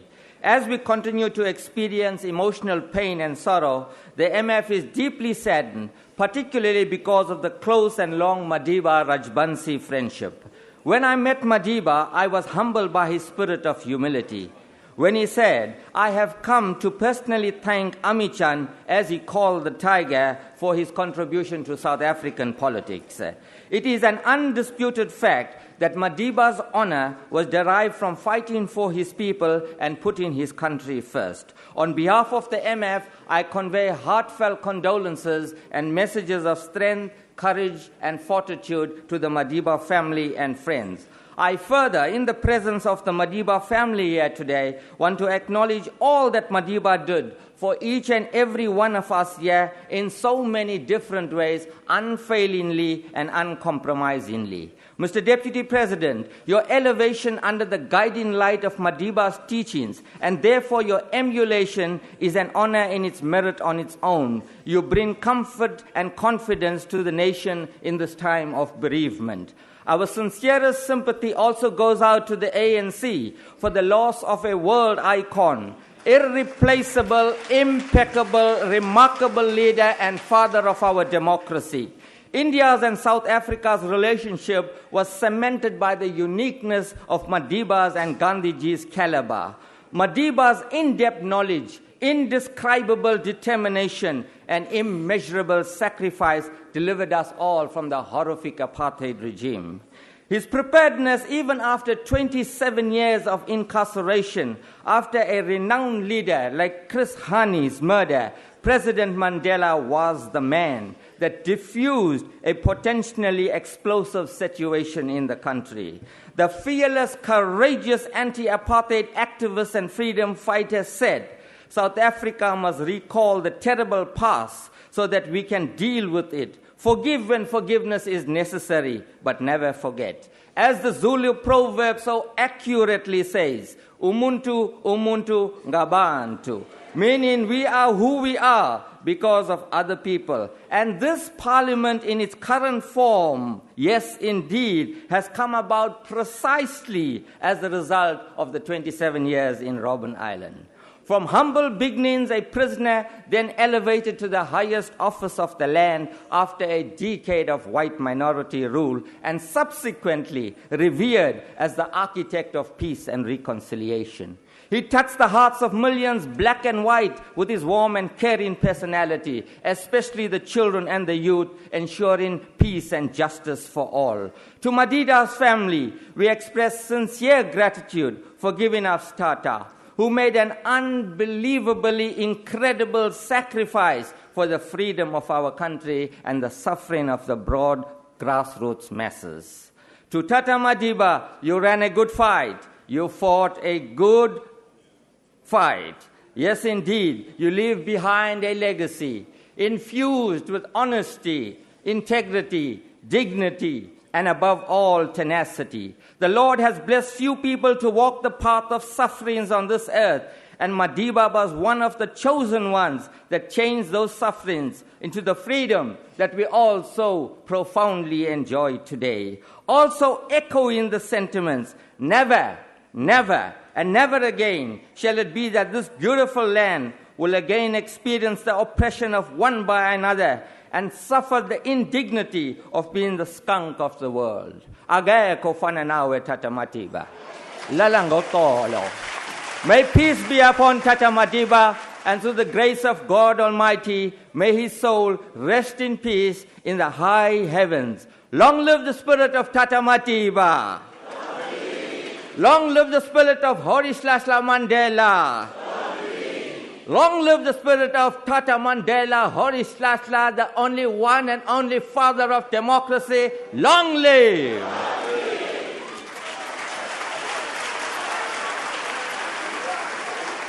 I thank the Honorable Bula. I'll now invite the Honorable M. Zulu to the podium.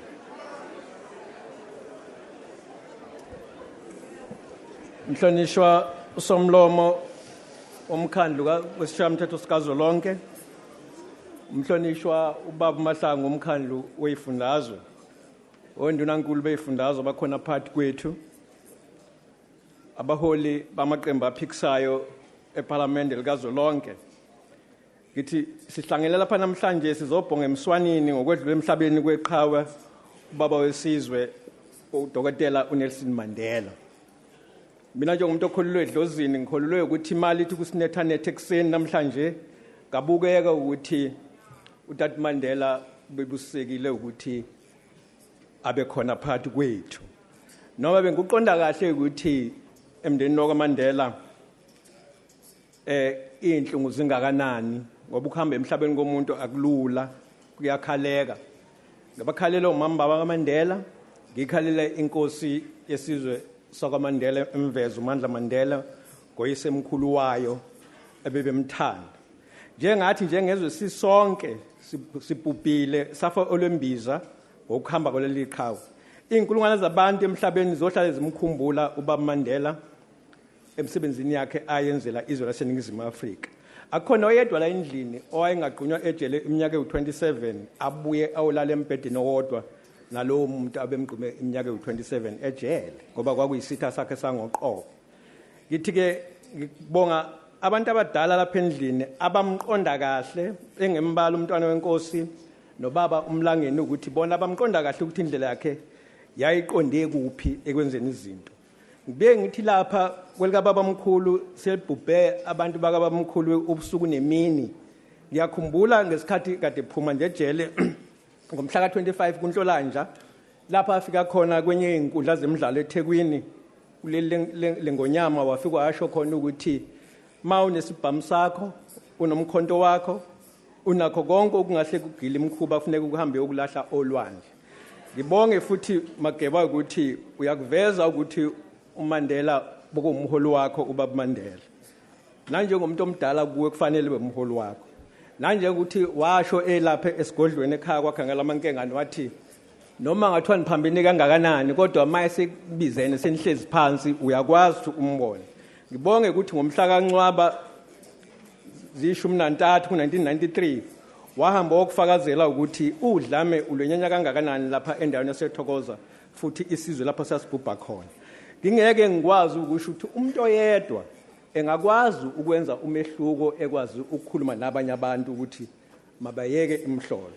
Ngithi mhlonishwa mengameli phindika mengameli wezwe kusemzandleni zenu ukuthi ubaba uMandela lapha walela khona ukuthi iphupho lakhe lokuxolelana nokubuyisana kufanele lifeze ngoba ngeze saphambana ngesidingo sokuthi nje siphambene ngombono ukuthi leli goli solishaya kanjani kofuneka ukuthi sibe izitha zanguna phakade kodwa kusemahlombeni ukuthi nimele amaqiniso ukuthi konke nicabanga ukuthi kungenzeka kufanele kwenzeke.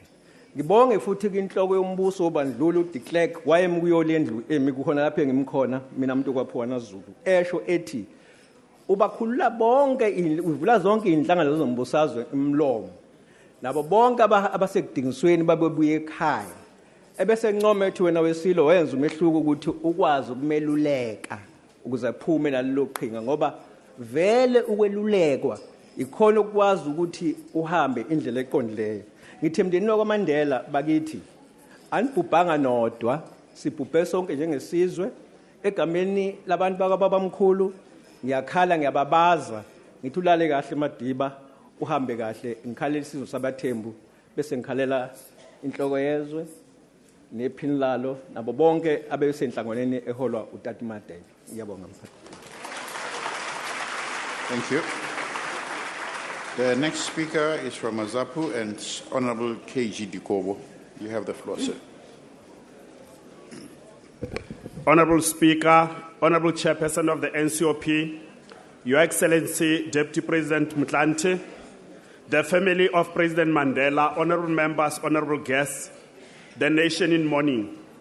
I could not find an expression apt enough to explain the passing on of former President Mandela than the Sepedi saying, Mokgapa o mogolo o wele, dithara di lla mashogoshoro. The big tree has fallen, and bears that used to nest there are left stranded. We all knew that President Mandela had been sick for some time, and yet that was not enough to prepare us for the eventuality. We were a nation in denial, and somehow hoped against hope that the dreaded day would never arrive. Rolihlahla Nelson Mandela, first president of a democratic South Africa, he really deserved to be referred to as the father of the nation.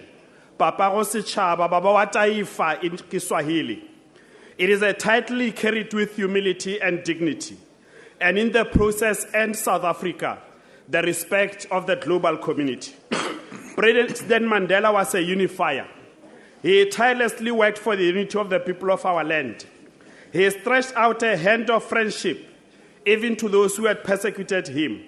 He would have been excused if he had come out of prison an angry and bitter person. In fact, there was a lot of anxiety from some who had believed that the country would descend into chaos. But he chose a very difficult path, the path of unity, love, and reconciliation. It is easy to hate, but it requires a brave person to love. The writer, Dr. John Maxwell, in his book, 21 Irrefutable Laws of Leadership, one of those laws is the law of connection. And Maxwell summarizes this law by saying, a leader touches the heart before asking for the hand. Or, people do not care how much you know until they know how much you care. Madiba loved South Africa and her people. He had a caring attitude. That is why it was easy, even to those who might have differed with him, to respond positively when he reached out to them. He had touched the people's hearts, and they happily and confidently responded when he asked for the hand. Madiba earned the respect of the whole world, as I've said. But how can we as a people pay tribute to Madiba? We can do that by erecting statues in his memory. We can accelerate the building of the Nelson Mandela Children's Hospital. We can name schools and boulevards after him. But the greatest monument we can build in his honor is a free and prosperous South Africa. A South Africa free from poverty and want. A truly equal society where women and children can walk the streets without fear of abuse and crime. A South Africa free of corruption. On behalf of Azapo, I convey condolences to the family, to the Abatembu, to the African National Congress, and the people of South Africa. He has fought a good fight, and he has finished the race. We say a good fight, not a perfect fight. So we say, Robala ka khotso Madiba, lala ngoxolo Dalibunga, lala salama baba wa taifa. Ngiyathokoza, ngiyaleboga. Thank you. I thank the Honourable Speaker. I now wish to invite the Honourable Godi from the APC. Mr. Speaker, sir, comrades and honourable members, on behalf of the APC and indeed on my own behalf, I wish to convey our heartfelt condolences and solidarity with the Mandela family and the ANC on the passing away of our former president, Rolihlahla Nelson Mandela. May his soul rest in peace. He has served his country, Africa, and humanity with a distinction equaled by a few. As we mourn and celebrate Mandela's passing on and legacy, let us remember that he is a product of our past of oppression, of struggle, of victory. It is understanding this past with its pain, tribulations, loneliness, frustrations, tears, death, that will help us appreciate Mandela and those of his generation who served, suffered, and sacrificed for us to be here today. He stands head and shoulder above his generation. He is an expression of the best from that generation. On his life, we celebrate freedom. On his life, we honor service. Selfless service in the interest of all, the majority poor in particular. The struggle of which Mandela was a leader, a struggle for which he was prepared to sacrifice his life, was about restoring the dignity of the African people, changing their material conditions for the better. For as Amilcar Cabral said, when people fight for freedom, they are not fighting for ideas or things in anyone's head, but they fight for material benefits and to see their lives move forward. The sacrifices that Mandela made will be in vain if we continue to wax lyrically about him, and yet the majority of our people continue to wallow in gut-wrenching poverty, either because those of us given the responsibility to run the affairs of state at whatever level fail our people through inefficiency, waste, corruption, theft of public resources, and maladministration, or because those of us for whom conditions were created under white minority rule to acquire land, farms, factories, mines, and better education resist transformation and redistribution of the wealth of this country. President Mandela left us on the 5th of December, 2013. Yes, the 5th of December. It is a date that has been reinforced in our consciousness, for it is the birth date of one patriot, an outstanding leader of our struggle, Robert Mangaliso Sobukwe. Sobukwe was born on the 5th December 1924 in the little Karoo town of Graaff-Reinet. Long live Madiba, long live. I thank the Honourable Member, and I wish to invite Honourable Bloom from Cope.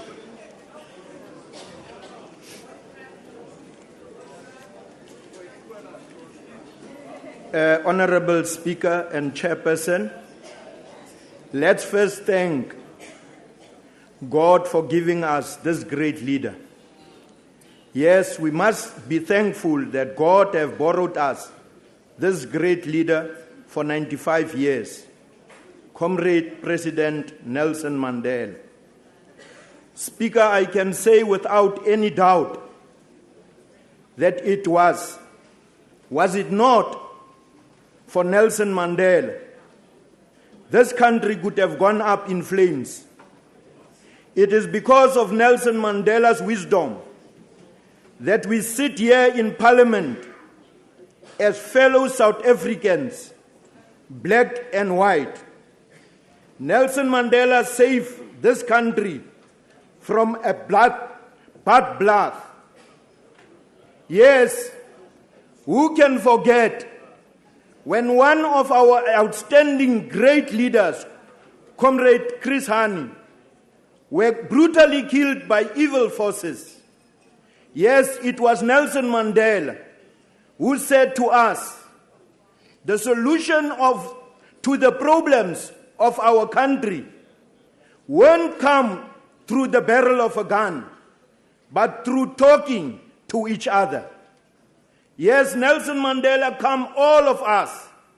Some of us were very hot-headed, who wanted to fight and avenge the killing of Comrade Chris Hani. We were very angry. Was it not for Nelson Mandela, thousands could have been killed, black and white. Yes, here we sit together as one nation because of him. Fellow South Africans, what is it that we can do to preserve his legacy? I believe Comrade Mandela left us with a precious treasure that nobody can take away from us.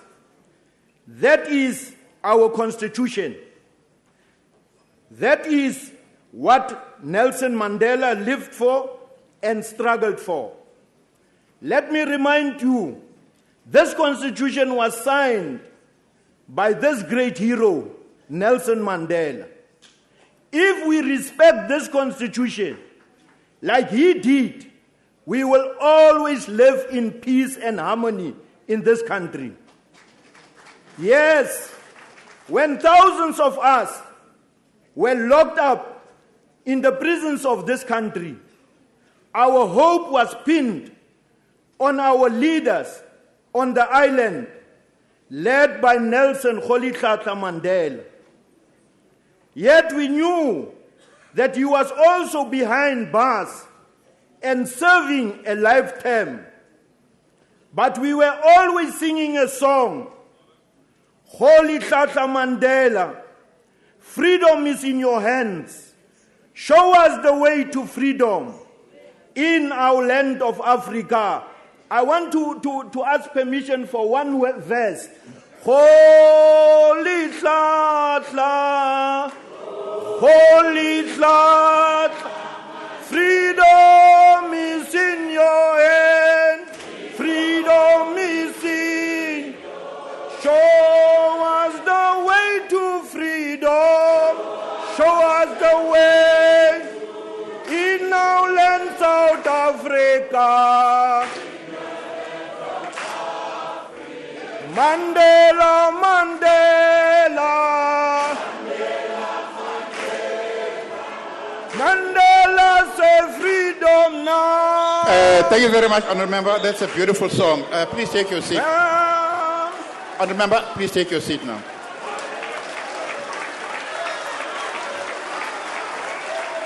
Honourable Member, please return to your seat.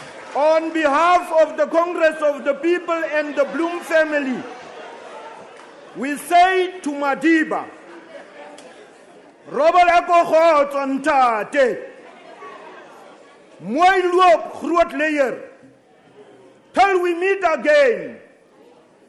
Grandfather, we salute you, our Commander-in-Chief. We thank the Honourable Member.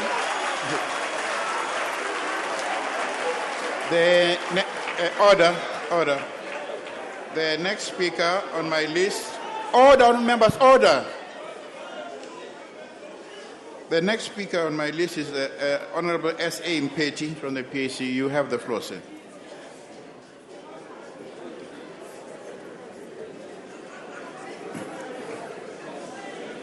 Speaker. Order on members. Chairperson of NCOP, Motlatamo Presidente, Honorable members, La Parlamentele la Bagwera, Kere Madume, Koshoko, Mandela. This special sitting of Parliament is a befitting tribute to Madiba as bid farewell to him. He comes from a different generation, a generation well drilled in selflessness and high moral values, a generation which produced Lembete, Mda, Sobukwe, Makwetu, and many others. Comrade Mandela has submitted to the will of God that after serving one's purpose, one must proceed to his kingdom. His body will join the earth, the land that his predecessors committed to fight for. He served, he sacrificed his purpose well, and is now enjoying a well-deserved rest. It is indeed highly significant. He died on the 5th of December, the day that Robert Mangaliso Sobukwe was born, another icon and a great leader in South Africa, in Africa, and in the world. Our thoughts are with his wife, May Krasha Machel, his former wife, May Winnie Madikizela Mandela, his children, his grandchildren, and the entire Madiba clan. Our thoughts are with his comrades who are here today and those who passed on, that fought alongside with him to achieve a political democracy. Our thoughts are with the masses, our people in the whole country, the people throughout the world who embraced him as their own. The country has lost one of a great son in Tata. He departs in this world with a lot of work still needs to be done.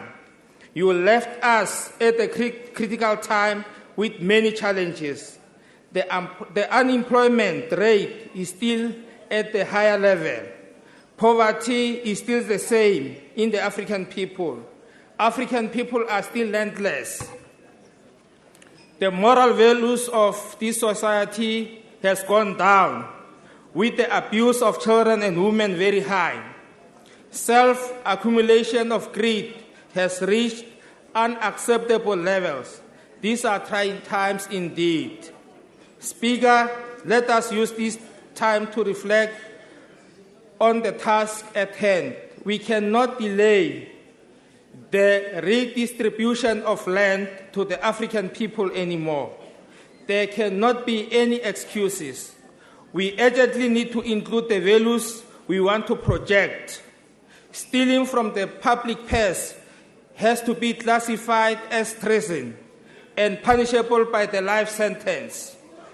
Ntate Mandela was in prison as a political prisoner, and it is unfortunate that we still have 18 political prisoners of APLA who are still in jail.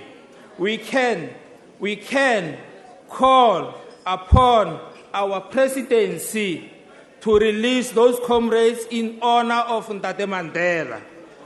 Comrade Mandela was a great boxer, and today we are also mourning the death of great boxer Baby Jake Matlala. May his soul rest in peace. And many people who will be laid to rest this coming weekend, may Almighty God accept their souls.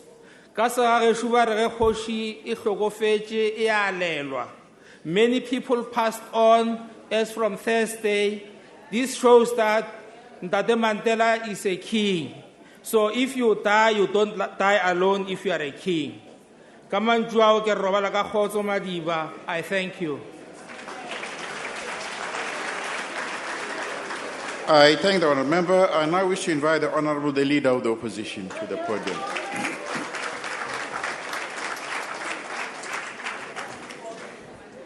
Mr. Speaker, Honourable Deputy President, honourable members, fellow South Africans. President Nelson Mandela, Utata Madiba, the father of our young nation, has passed on. Last week Friday, when South Africa awoke to the news of his departure, we felt the world stand still in solidarity with us. Yet no one is feeling the loss as deeply as South Africans are. It is a loss with which we are grappling as we would the death of a beloved parent. We all know that the last year was very difficult for President Mandela. For all 84 days in winter, during which he was hospitalized this year, we held our breath and wondered how we would continue without him. We prayed, we meditated, we stood vigil outside his home and his hospital ward, and we laid flowers to honor the great man who led the founding of a great nation. I cannot help but think that this was Madiba's way of giving us time, letting us know in advance, in his generous way, that we must begin to prepare ourselves for his departure. Because of his generosity, we are able both to grieve his loss and to celebrate his life today, his leadership, and the tireless work he did to build our nation. In the early hours of Friday morning, images of South Africans dancing and singing in celebration were beamed around the world. The sound of vuvuzelas pierced the early morning air from Mamelodi to Houghton and all the way to South Africa House in London. Today we are grateful that he is no longer suffering or in pain. Utata has gone home. He is finally at peace. Useyidlozi lethu elihle. President Mandela may have died, but his legacy lives on in each and every one of us. He has transcended his own body of bones and flesh, and today his name is a symbol of all we hope for South Africa. Unlike the vast majority of the honourable members in this House today, I never had the privilege of meeting President Mandela. I was still a teenager when, flanked by the Honourable Albertina Sisulu, the Honourable Thabo Mbeki, the Honourable Trevor Manuel, and the Honourable Kada Asmal, he was sworn in as a Member of Parliament and then elected by this House as the first President of a democratic South Africa. But I do have one small memory of Madiba, which I may call my own. On Sunday, the 25th of February 1990, when I was 9 years old, my family travelled from Umlazi to Virginia Airport in Durban North to see Madiba's plane landing ahead of his Kings Park address to the people of KwaZulu-Natal. That was the morning he would deliver this famous injunction to the people of a province torn apart by political strife. My message to those of you involved in this battle of brother against brother is take your guns, your knives, and your pangas and throw them into the sea. I remember watching Nelson Mandela disembark from a small aircraft, stooping as he exited the plane, and walk towards the airport building. Only a handful of journalists were there, and there were virtually no other members of the public. Although I was very young, I knew that I was standing in the middle of a page in history, watching it being written before my very eyes.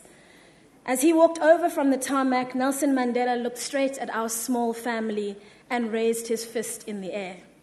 And then an extraordinary thing happened. I watched my father respond by raising his own fist in the air. That small act was the first time I saw my own father express himself politically and in public. And because of the violent political strife in my home province, he was never able to live to see the dawn of democracy or to cast his vote in a free election. Because of that, that moment remains indelibly etched in my memory and on my heart. Mr. Speaker, I am from a generation which bore witness to South Africa's transition from oppression to freedom, but was not old enough to participate in it. We knew President Mandela from the countless images of him on television and in the media, from his speeches to which we listened on the radio, from archived footage which told the story of a fearless intellectual, a leader, and a visionary. For us, Madiba is truly an icon, a powerful symbol of all that is best about South Africa. Most importantly, Mr. Speaker, we are the grateful beneficiaries of all that President Mandela stood for. The challenge for young South Africans now is to work to protect and build on Mandela's vision for a non-racial society. His compassion for the poor and the weak is now our responsibility. His devotion to the children of our country is now our exemplar. And as the foremost beneficiaries of his life's work, we have a duty to take President Mandela's vision and make it a reality across South Africa. The American poet Maya Angelou has written a tribute to Madiba and to South Africa, which best encapsulates the weight of responsibility which now rests upon our shoulders. She says, "Yes, Mandela's day is done. Yet we, his inheritors, will open the gates wider for reconciliation, and we will respond generously to the cries of blacks and whites, Asians, Hispanics, the poor who live piteously on the floor of our planet. He has offered us understanding. We will not withhold forgiveness, even from those who do not ask. Nelson Mandela's day is done." In the coming weeks, much will be said about which Mandela we must remember. Who is the Mandela we must love? Which Mandela should we cherish? Is it Mandela, the fierce intellectual, entrepreneur, and partner in South Africa's first black law firm?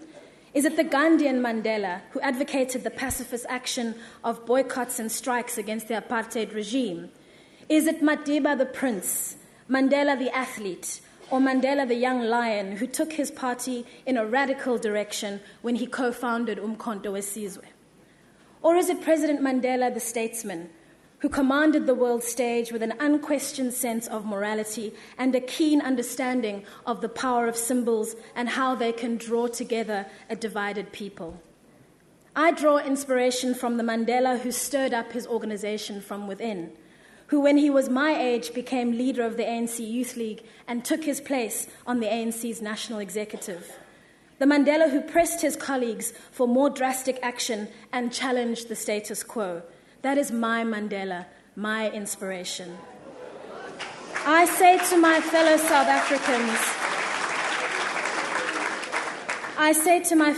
Africans, look to your Mandela at this difficult time. Cherish the memory of the Mandela you hold dear, who spoke to your heart and to your mind. Never let him go. Mr. Speaker, in the coming weeks, South Africans across our country will mourn, commemorate, and celebrate Mandela. We may have lost the father of our nation, but we must hold in our hearts the Mandela family, which has lost a father, a grandfather, and a great-grandfather. To Mrs. Graça Machel and to the Honourable Winnie Madikizela Mandela, I extend the deepest sympathies of the Democratic Alliance. To the Mandela children and grandchildren, thank you for your generosity. Thank you for sharing your father with our nation and with the world. South Africa has lost a founding father, but you have lost so much more than that. We cannot imagine your pain and your loss. Our hearts are with you. Honourable Speaker, we have lost the father of our nation at the tender age of 19 years old. Like every child who loses a parent at a young age, this means that we must grow up faster than we expected. We must take up the responsibilities with which we have been left behind. We must take courage and show leadership.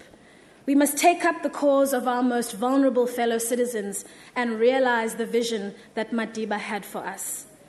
Lala ngoxolo Nelson Rolihlahla Mandela. Kumndeni wakho sithi akwehlanga lungehlanga. Lalani ngenxeba nina bakwa Mandela. Long live Nelson Mandela, long live.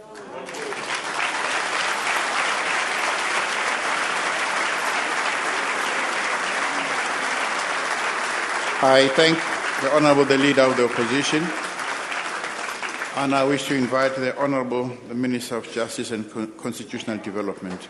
Honourable Minister. Mr. Speaker, the Chair of the NCOP, Deputy President, Honourable Members, the Mandela and Sisulu family. I beg the indulgence of all South Africans and the world to break with convention because today is a tribute to no ordinary man. I do so not because of my disrespect, but because I've been asked to pay tribute to one of the greatest sons to grace the length and breadth of our beloved country, continent, and indeed the world. All the contributions to the special sitting have spoken with unanimity because the man we are paying tribute to was well loved and respected across the aisles of this august house. Allow me to start where I should end. Dalepunga. Madiba Sompicho Yem Yem. Allow me also to speak directly to our icon as if he was present among us. I'm doing so because for a life he so well lived and the dedication he put to a cause in the service of his people. I'm addressing him directly, Mr. Speaker, because although he has passed on, his spirit moves in this house. Tata Madiba, when the sad news of your passing on was received on the 5th of December, many thought the sun would not rise the following day. It did rise, but there was a strong absence of a ray. The nation should indeed be in mourning, but the need to celebrate your life surpasses our tears. We need to reflect deeply and safeguard all those institutions which you bestowed on us.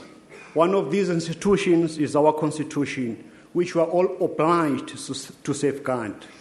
There's no other better way to thank you as parliamentarians than to ensure that this Constitution you assisted to craft will always reign supreme.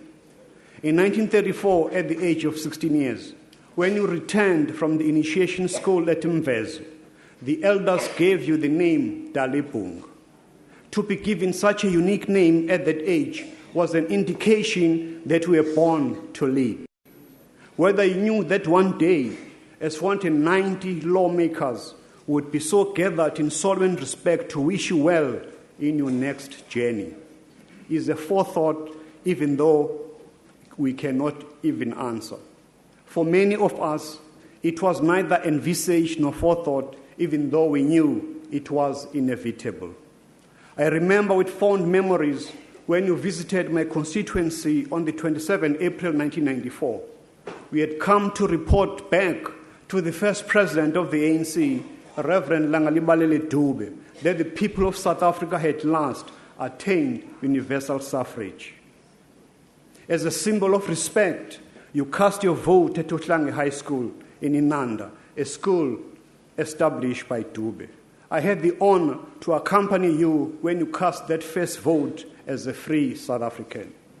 I'm today speaking of you as a man who could have chosen to lead a life of comfort and wealth, of glory and fame, but chose to lead his people. I'm speaking of you who could have chosen to challenge the laws of the country in high courts and win, but chose to live a life of prison, all because of the love you had for your people. When your friends Walter Sisulu and Oliver Tambo, you forged one of the best fighting triumvirates against the system of apartheid. The three of you became the architects of our new democratic order. Some of us who were called to serve in your cabinet approached the responsibility with fear and trepidation.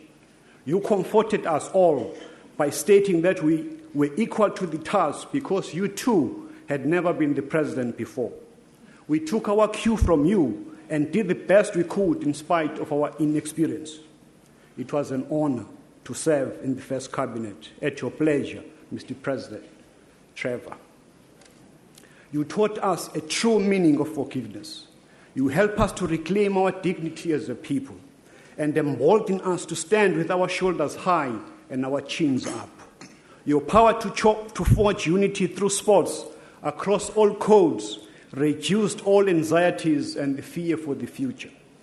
Captured in Invictus, your power to use rugby to heal our nation would be kept for posterity to assist our children forge even tighter unity. Bidding you farewell as a gallant soldier, commander-in-chief, and leader of this revolution is to send you to meet those leaders of the ANC who went before you, Dube, Lembete, Tambo, Lutuli, Joslovo, Mapita, Krisani, and many, many more. You have joined the leadership corps that never bent when they were persecuted, a leadership that faced grinding indignity of the humiliation of the system of apartheid and came out on the other side with their heads held high. It was a leadership that never bent with the wind. You are also joining your favorite isiXhosa poet, S.E.K. Mkai, whom you refer to as our Shakespeare, our laureate, and the comet streaking through the night sky. I remember vividly that at your Welcome Home rally in Durban, you called on South Africans to throw their weapons into the ocean, a decision which was not popular in KwaZulu-Natal. It was only later that we realized the wisdom of your call for continuing with internecine violence would have led to a mutually assured destruction, making the attainment of peace even more difficult. You have taught us the true value of humility. Your leadership has been one that was underpinned by honesty. You were courageous and led our country with dignity. You were compassionate and generous. You warned against the devastation of war and preached peace in some of the intractable conflict zones, such as Burundi. You brought us back into the family of nations. Having been isolated because of the policies of our past, the presence of world leaders tomorrow and Sunday will bear testament to the manner in which you helped us find our place in the community of nations. Indeed, when you stated on the 10th of May 1994 that never, never, never again shall it be that this beautiful land will again experience the oppression of one by another and suffer the indignity of being the skunk of the world, you were ushering us into an equal footing with the nations of this world. So when I pay tribute to you today, I'm moved by the spirit of respect that has been accorded to you from the different time zones. It is zones that are earlier times than ours, such as time zones of our friends and comrades in New Zealand and the East Pacific.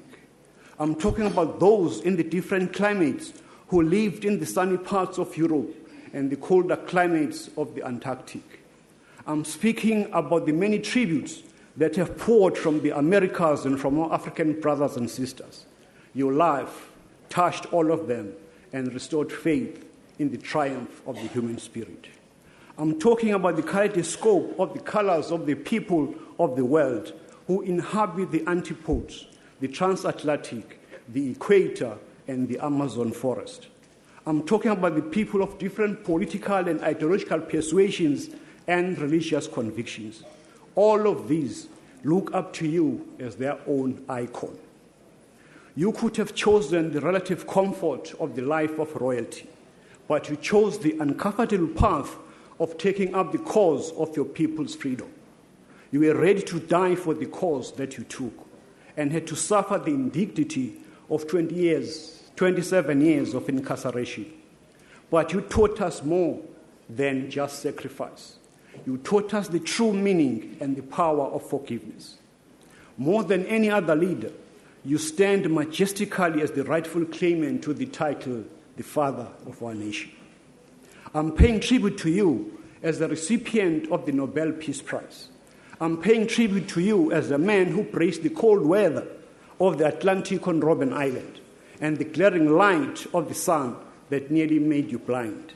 I'm paying tribute to you as the man who stood to defy the power of the apartheid state and told them that you will stay your cause for the benefit of your people. From the loins of Gajda Henry Mpaganyiso and the girdle of Nosekeni of the Nkedama of the Amampevu clan, you were born to lead the nation and the world. You washed in the waters of Mbashe River in Mvezo, which you described as a place apart, a tiny precinct removed from the world of great events, where life was lived as much as it had been for hundreds of years. In your veins coursed the royal blood of Mqhekezwe, where you defined your noble station in life to be a plowboy, a wagon guide, a shepherd who rode horses, a short belts and jostled with other boys in stick fighting. I speak of you as a man who chose to be ordinary. At this palace, you live a life of simplicity when you could have taken advantage of the royal life of golden spoons and gilded existence. From this experience, you learned that in the presence of opulence, the lives of the less endowed were more important than your own. Although you walked tall among kings, queens, presidents, and prime ministers, you never forgot ordinary men and women. You ran your race with distinction, and you now have to take a well-earned and well-deserved rest. We shall always remember you for the favorite theme song, Liza Lisi Dingalako, Fulfill Thy Promise, O God of Truth, which you sang with zest and vigor. As the sweet melodies of this song reverberate, we join you with the composer, Tio Soga, in wishing you smooth passage on your next journey. Today, we call on the voices of Sisulu, of Tambo, of Lutuli, to join you in the melodic lyrics that fill the Wynhoek Methodist Church at our inaugural meeting on 8 January 1912. But it is another song that your impact on the lives of others and the example that you set where one should also look to. Thus, when Whitney Houston, in her velvety voice, sang the R. Kelly written song, I Look to You, they must have been referring to the example that you have set. As I lay me down, heaven, hear me now. I'm almost lost without a cause. After giving my all, after my strength has gone, and when melodies are gone, if in you I can be strong, I look to you. I stand today to proclaim to the world that although you were ours in the ANC, there are many who have claimed you as their own hero too. You are a man of all seasons, a leader to all of us, a glue that binds us together. We live in the comfort that you and many of our leaders never wavered in your resolve to categorize our struggle as a just one. We have never wavered under your able leadership to tell the world that as we struggle for our liberation, we also struggle for the oppressed people of the world. Now that you are in your eternal sleep, and now that you have breathed your last breath, the world looks back at you with fond memories of a man who captured their imagination. There are those who have nimbler feet, whose memory of your famous Madiba Shuffle shall forever consume their own imaginations. There are those of the lettered kind whose abiding memories shall be your sharp pen and excellent wit. There are many who are more inclined to be world of fashion, who will remember your multicolored shirts. Then there are the children who will always remember the love you gave them. Many of us as lawyers remember vividly how you showed how injustice permeated our courts. When you stood in that inquisitorial court to proclaim that you stood accused in a white man's court, you made us realize that the issue of justice was paramount, and until there were equal rights for all, there will never be justice. You were a colossus who led the ANC, our country, during one of the most trying and difficult times of transformation of our country. Some have used similar terms such as titan and giant, who carried a universal message. You contributed immensely to the growth and consolidation of the ANC and our government. You will go down in history as one of the shapers of our democratic state. Even by your own admission, you claim to have been no bigger than other members of the ANC, stating eloquently that you were a member of a collective. But I say, you were first amongst equals. On such occasions of grief, we have to accept that such big men as yourself survive because of the support of even stronger women. There can be no mention of Tata Mandela's achievements without mentioning the sterling roles that were played by your wife, Gracia Machel, and your former wife, Winnie. To these strong women and the entire Mandela family, we appreciate how they ensured that the Madiba who are bidding farewell today had comfort, had support, and that throughout your life you had a shoulder to lean on.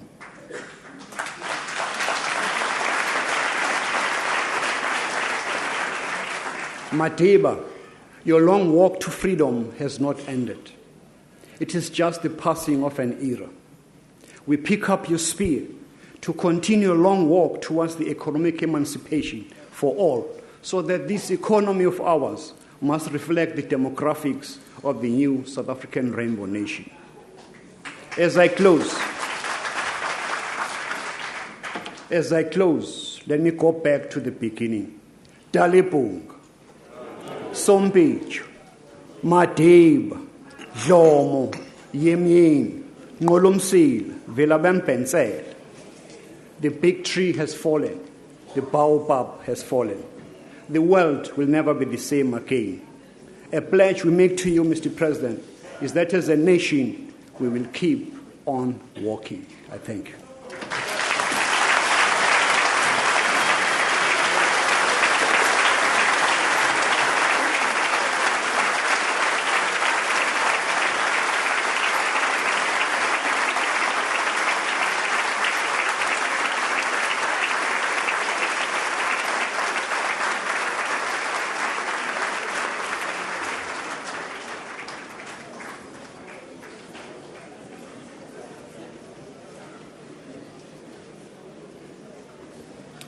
Order. Honorable members, the presiding officers of Parliament associate themselves with the sentiments expressed by the members. We also wish to express our appreciation for the messages of condolences that we have been receiving from parliaments the world over. A special bound copy of members' contribution today will be sent to the family to convey sentiments expressed by Parliament. Books of condolences are available in the following areas: Africa House, the upper foyer and entrance of the National Assembly, and the Queen's Hall in the National Council of Provinces. Ushers are available at the exits to assist guests. Members and guests should please remain at their places until the procession has left the chamber. Once the procession has left the chamber, members are requested to proceed directly to the airport. Can we please, before we do that, can we please rise to observe the moment of silence?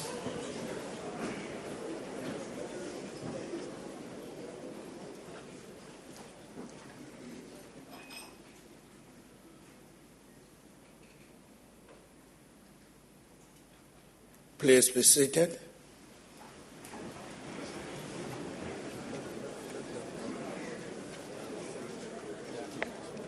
Honorable members, that concludes the business of this sitting, and the joint sitting is adjourned.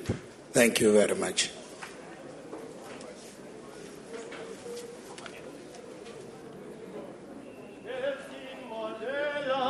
Nelson Mandela, Nelson Mandela,